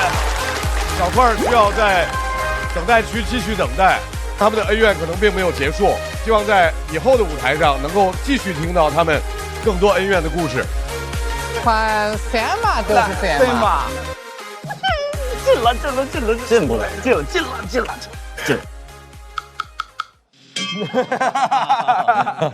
观众已经给了最公正的评价了。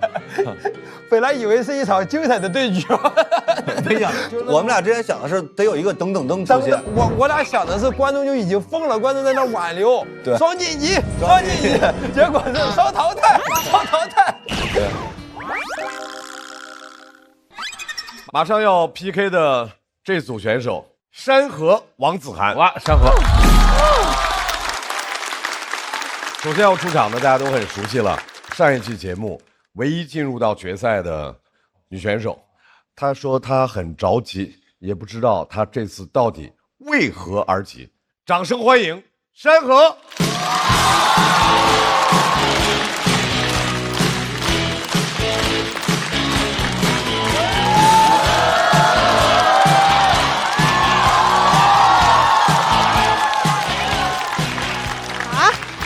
大家好，我是山河，你们好吗？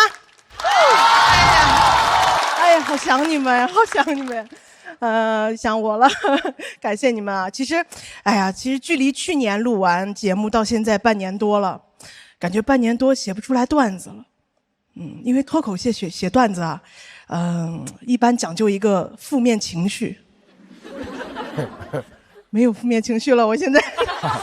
因为我去年成绩太好了，你们还记得吗？我是第7名。什么概念？第8名何广智。第6名徐志胜。插足广岛之恋的女人。现在不是山河了，楚河啊。而且现在都有粉丝了，我也没想到，以前我以为粉丝嘛，就是喜欢这个演员，喜欢我。不是的，朋友们，粉丝不是喜欢我，拥护我。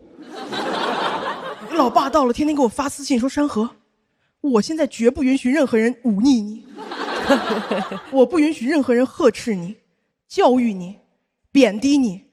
我说啊，我爸妈终于有人管了吗？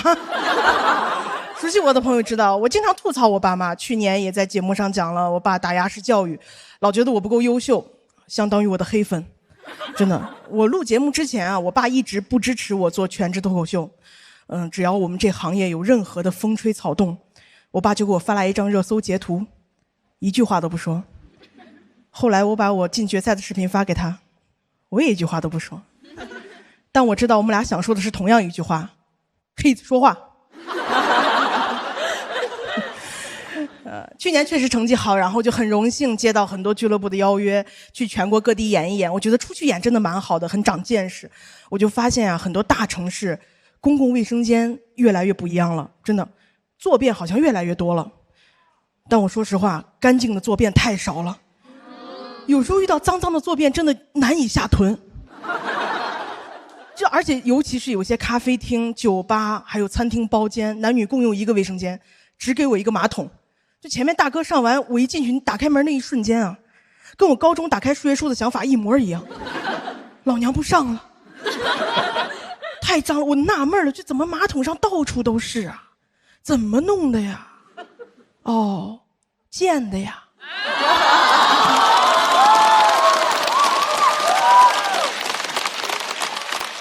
但是网上好像一直在试图消除我们这种焦虑，说其实定期消毒的公共卫生间的马桶要比家里的马桶还要干净，比蹲便更干净啊！是我信，但我不敢赌。那万一不是定期消毒，是活期的呢？而且家里的马桶总不会有人蹲在上面上厕所吧？外面有人会啊，把坐便当蹲便使，这样坐便不就更脏了吗？那我觉得还是蹲便更干净，除非你把蹲便当坐便使啊。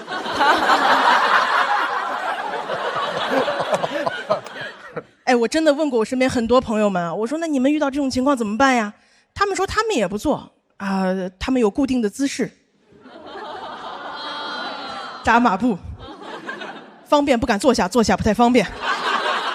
但是家人们，我扎马步太难了，我也胖我也矮，我扎好马步，我的屁股就跟马桶相切了。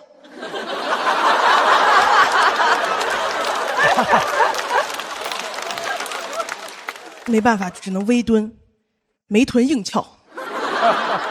实在没办法怎么办？我会撑着那个门把手借力，侧面看以为我要跳水，还要注意压水花。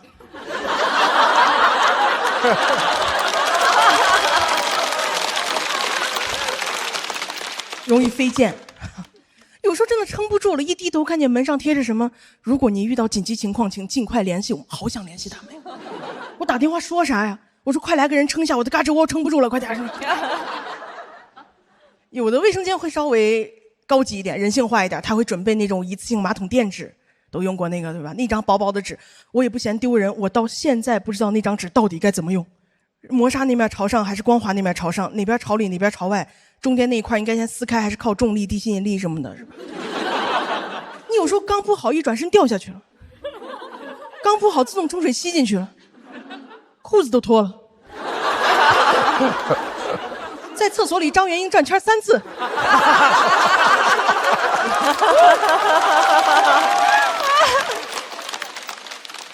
好不容易坐下了，那张纸跟定我了，太粘人了。但更多的情况其实就是它没有那种一次性坐垫纸，我只能扯很多的卫生纸铺在马桶上，好浪费啊！我一个艺人，我没想到在厕所里说出那句抱歉占用了公共资源。我那天遇到一个卫生间，虽然很高级，但也挺奇怪的，它都不叫卫生间，它叫智慧卫生间，老智慧了。它门口会有一个电视，屏幕上会实时监测这个卫生间的温度、湿度、空气质量，什么都有，没有纸。25个坑位，我进去，大家还在排队，大家都在排那2个蹲便。我当时呢很着急，打开一个坐便是脏的，打开一个还是脏的。我打开到第4个的时候，我感觉队伍里面给我一种眼神，收手吧，赌徒，你走的都是我们来时的路。出去一看，空气质量下降了，可能是我脏话太多了吧。其实我不是想搞什么蹲坐对立啊，就是有的蹲便也很不方便，也很不干净，但是网上蹲坐对立还挺严重的。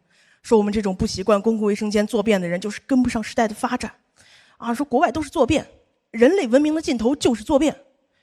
我觉得人类文明的尽头应该是文明吧。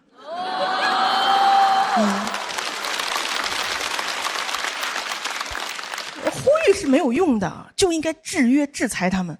我想了一个办法，不要搞什么智慧卫生间了，检测那些东西没有用，把钱花在该花的地方，就搞智慧马桶圈。它可以自动检测马桶圈的细菌数量，那个装置直接和卫生间的门锁串联，谁都可以进，用完检测干净才可以出。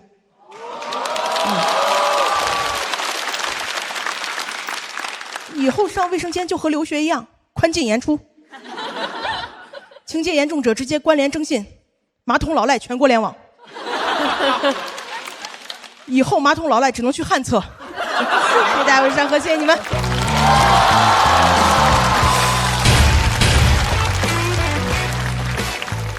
各位来为山河最后投票。好，谢谢大家，谢谢大家。来，我们先听听罗老师的。我特别喜欢山河。今年我有一点遗憾，怎么讲呢？就感觉整体上就是比较平的讲了跟那个公共厕所相关的这些尴尬有趣的事情，然后就感觉还差一点东西吧，所以就有一点遗憾。好。然后我再问一个跑题的吧，如果公厕有你刚才说的那些困境，就你有用过那种高浓度的酒精湿巾吗？那个应该是我有过，就是我当时好像第一次有这个情绪的时候，还发了一个朋友圈，下面就会有很多人说，那你去买那个坐垫纸呀什么。我后来也买过，但是我这个人出门确实也不喜欢背包什么的，我就觉得这种事情为什么要我去做这个消费？它不应该是我们自己去带这些东西的，不应该是我们来消费。是的。是，厉害！因为本身我就真的很喜欢山河，山河你好，又见面了 ，Hello， 好想你，好开心，好开心。而且今天聊的这个洗手间这个话题吧，我这个共感太多了。我就是吃火锅，辣火锅，然后一堆人在那排队嘛，然后闹肚子，然后旁边人问说这排的什么队？我说啦队，哈哈。太破了，特别赶巧。他肯定是看见我进那个厕所了，然后敲门说大张伟吧，然后后来我说您那个，我说现在不方便，您等一会儿。他说好嘞，他就在我门口这么蹲着，这么等着我，然后从底下还塞东西让我签名。我其实一开始我有一点小小的失望，就是因为他开始讲的就是啊，我过去这1年我赢了比赛以后，我开始人生有了一些转变，我就特想听那个转变，但最后我拍灯为什么？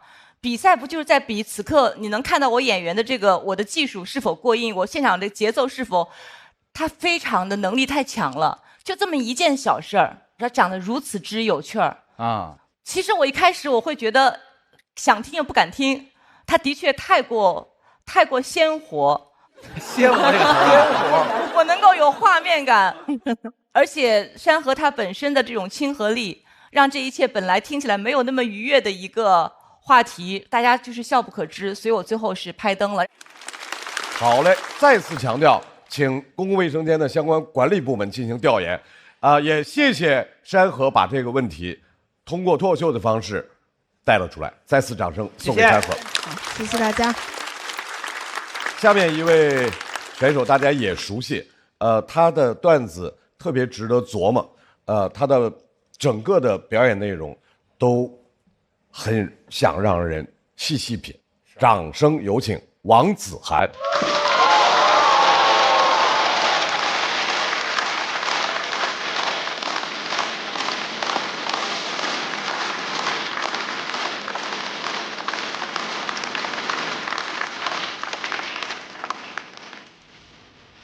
大家好，我是王子涵。我之前去录过一个播客，那个播客刚刚上线，我就收到一个微博私信，就是一个观众发来的。他说：“子涵，你别听评论区的那些人瞎说，这种声音对我真的很重要。他要不说，我都不知道评论区有人骂我。但他说了，我肯定得去看一下。我看那个评论区实在太生气了，我就想自己去兑现。我朋友就劝我，他说算了算了，狗咬你一口，你还能咬狗一口吗？我不知道你们有没有这种情况啊，就是你有一天好好的上着网，跟别人讨论一部电影，你发表了一个自己的观点，对方突然就口吐信号，你正要还嘴，你朋友劝你算了算了，狗咬你一口，你还能咬狗一口吗？你这口气就憋住了。你为了想开点，你也只能劝自己说，对啊，没有关系的，狗虽然咬掉我一块肉，但我也新长了一个结节呀。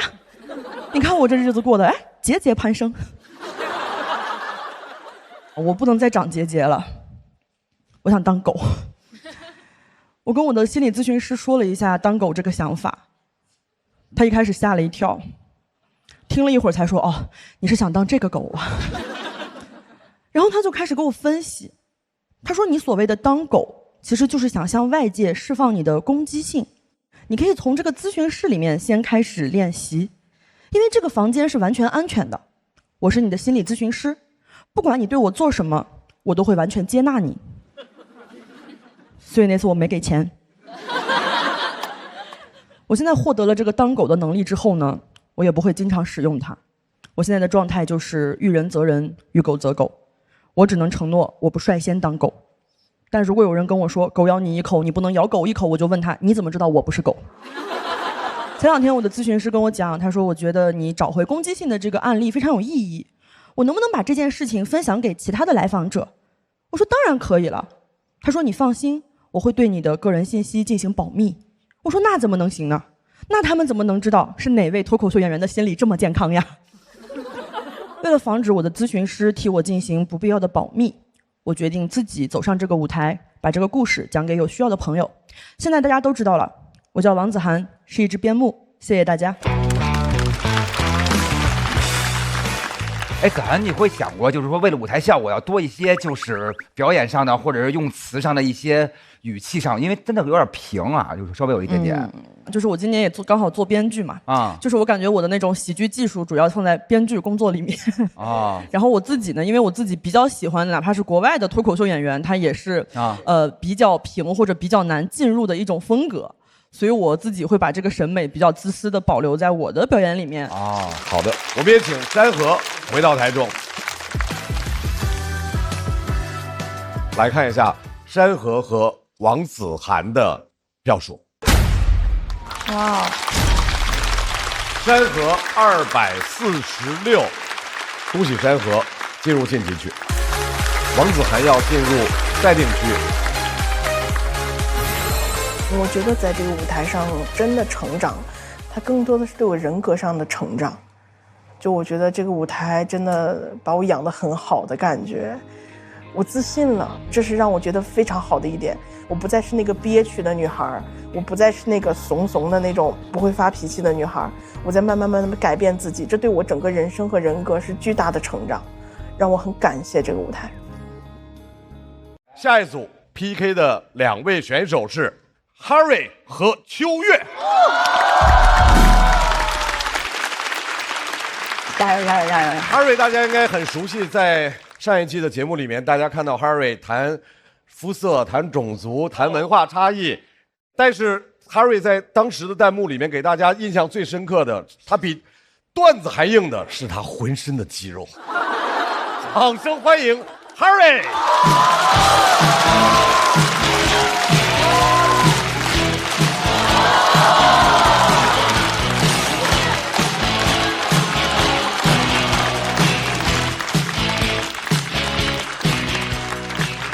大家好，我是 Harry。谢谢。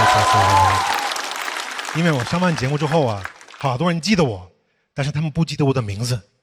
每次他们见会跟我说：“哎，你是不是那个讲脱口秀的老外？”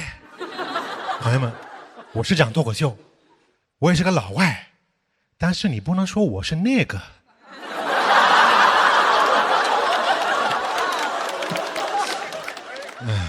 然后节目播出之后啊，好多人说我长得很 man， 但是我不是那种刻板印象里的那种 manly man， 我有容貌焦虑，我也怕衰老，我不是那种传统老外崇尚自然美，我呀是一个被东亚女性焦虑熏陶过的老外。为了变好看，我也会做医美，大肉肚啊、热玛吉啊、超声炮我都做。对，哎，感觉又没有人信啊。这钱白花了是吧？哎呀，真是。然后每次去做的时候，前台都会跟我说：“哎，你好哥，健身房是在旁边啊。”我知道，因为男子气概，好多男的不想承认他们做医美。我第一次做完，我还去找了一下 Rock， 然后他跟我说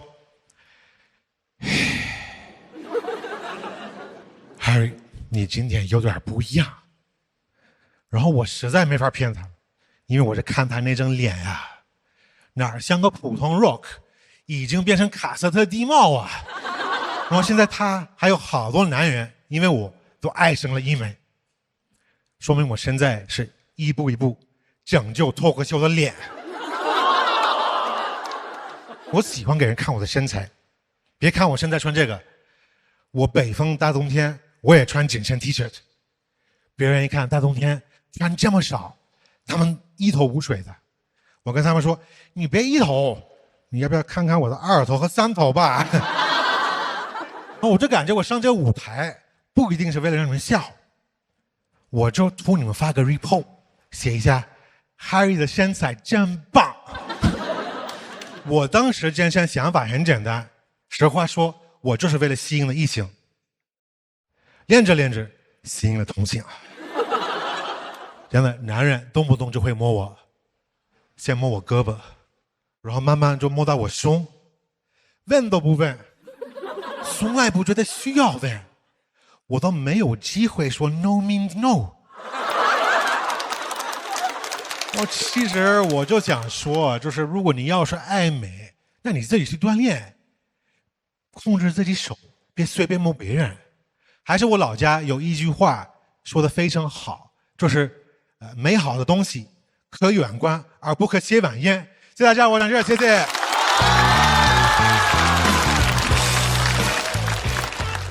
掌声再次送给 Harry。下一位选手，闪亮新人，而且这一位新人身上带有的标签真的是速度与激情。掌声欢迎秋月。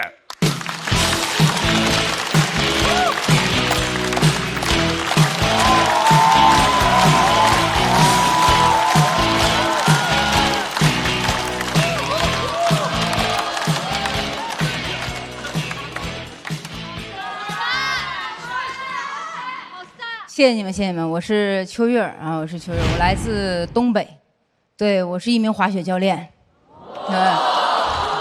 谢谢你们，谢谢你们。我来到这儿的原因，其实主要就是因为我家那边雪化了。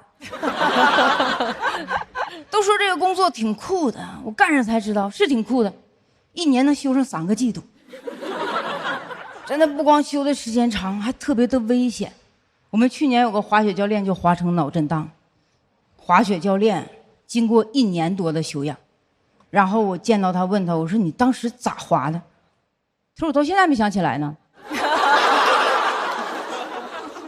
特别危险，特别危险啊！我建议大家就是第一次滑雪一定要找个教练。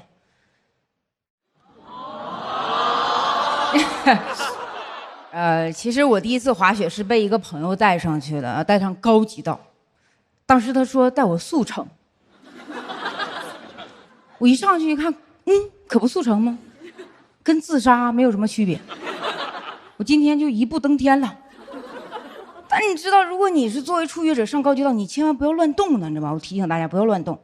我第一次我害怕，我就边动边想我要回家了。当时我板子接收到的信号是我要出发了，一路冲下去50-60米，没有1米是我自愿的。不知道怎么停下了，我手里只有2个雪杖，我就在身后拼命的扎，拼命的扎，越扎越快，会滑的都没追上我。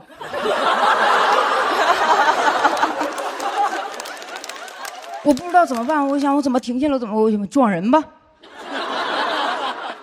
转人能让我停下来，但前面不是小孩就是女孩子啊，以我身高体重撞他们就还是不行。但是我又没有能力绕过他们，精准的击中一个男孩子，我有谁就得撞谁。我前面就一个小朋友啊，我奔着他就去了，到跟前给他抱起来了，更快了。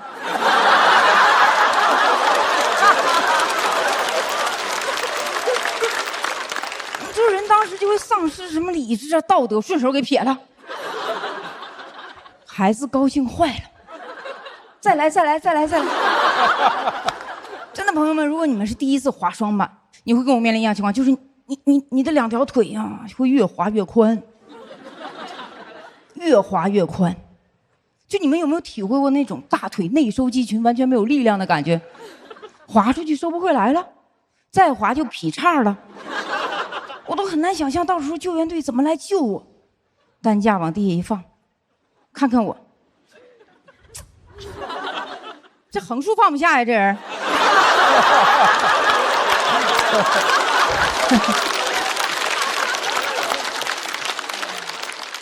但是真的高级道还是让我想简单了，我以为倒下就结束了，没有啊，高级道只是让我换了另一种方式在滑行。就在滚的过程当中，我突然发现头贴地能够减点速，结果我一路头沙点地下去了，下去就什么都没有了。我朋友说走啊，去趟卫生间，我说没有了，用不着了。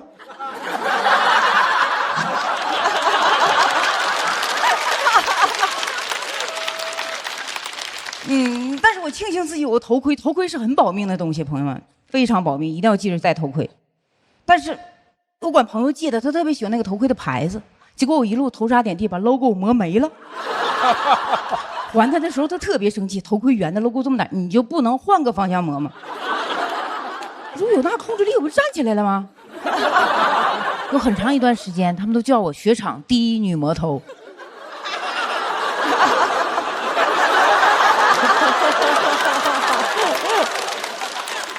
挺危险，真的。其实滑雪在2013年就被国家列为高危的体育项目了。在2024年的时候，我们雪场突然出了一条政策，这政策是这样说：他说65周岁以上的老人滑雪免费。当时发到群里，我就在想，太着急了。你能明白养老压力确实太大了。但你不能因为解决不了这个问题，你就直接消灭问题。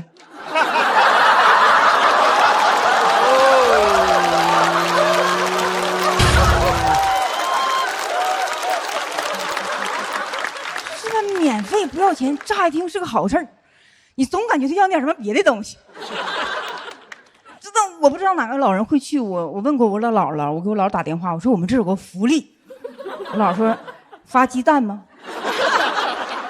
我说不是65周岁以上的老人滑雪免费了。我说姥你怎么看？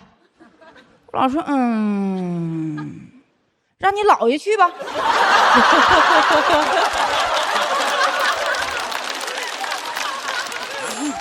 真的不太知道哪种老人会去，我想也只有那种就是你至少身体强健点儿，哎，你在公园里能够看到那种能够把头挂在单杠上。我觉得他们应该能够去啊，还有那种就是偷偷给自己的老伴儿报上名了。一早上，老太太会用一声从未有过的温柔唤醒自己的老头儿：“大郎啊，大郎啊，起来滑雪去了。”我本身到了65周岁，我是绝对不会去的，我是不可能在那个年龄能把防滑鞋穿上了。我突然脱了整双雪鞋，真的拐杖都拄上了，我不要了，整双雪杖。雪杖那玩意儿干啥？我太清楚了，越点越快。我拿着雪杖给自己雪杖了。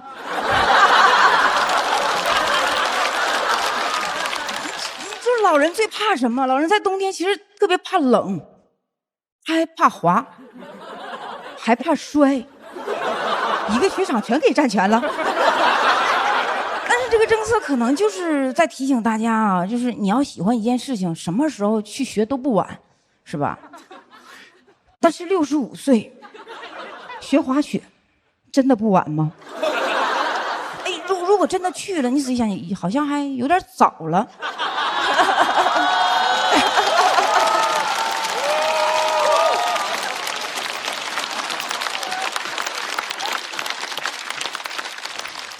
我本身是个滑雪教练，我是绝对不会教65周岁以上老人滑雪的，因为我根本受不了，我这人有个毛病，我受不了我的学员呢，一天比一天见少。昨天教5个，今天剩2了，挣点钱不够随礼的呢。讲到这儿，谢谢大家，我是秋月，谢谢大家。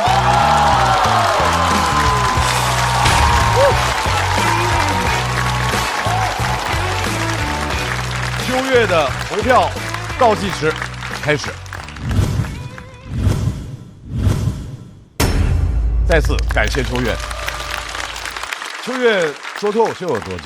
也差不多3年啊，2年半左右时间。夏天会讲脱口秀，冬天那1个季度去滑雪。哦，攒一冬天段子，哇，就是夏天讲。对对对。我觉得他以这个段作为开场特别好，因为你第一次露面，必须要人知道你是谁。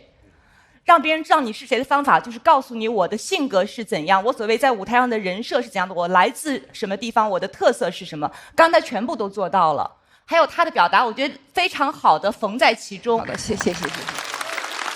他所有精彩的部分其实是从那个提到65岁那个开始的。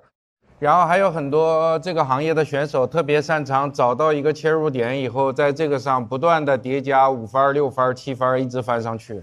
所以我会感觉有点惋惜，先强调你是滑雪教练这个身份，然后就讲65岁那个事，然后比现在的这个作品，在这个话题上再叠2到3番，我觉得是个完美的作品。确实是，对于我来说，滑雪是有门槛的。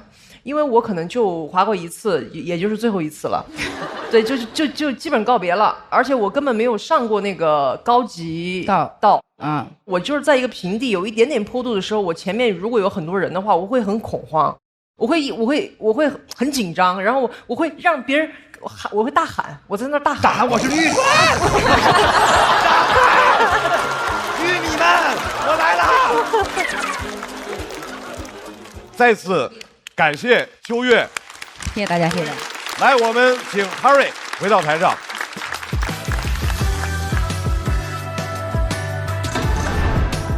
好，我们来看一下2位的得票情况。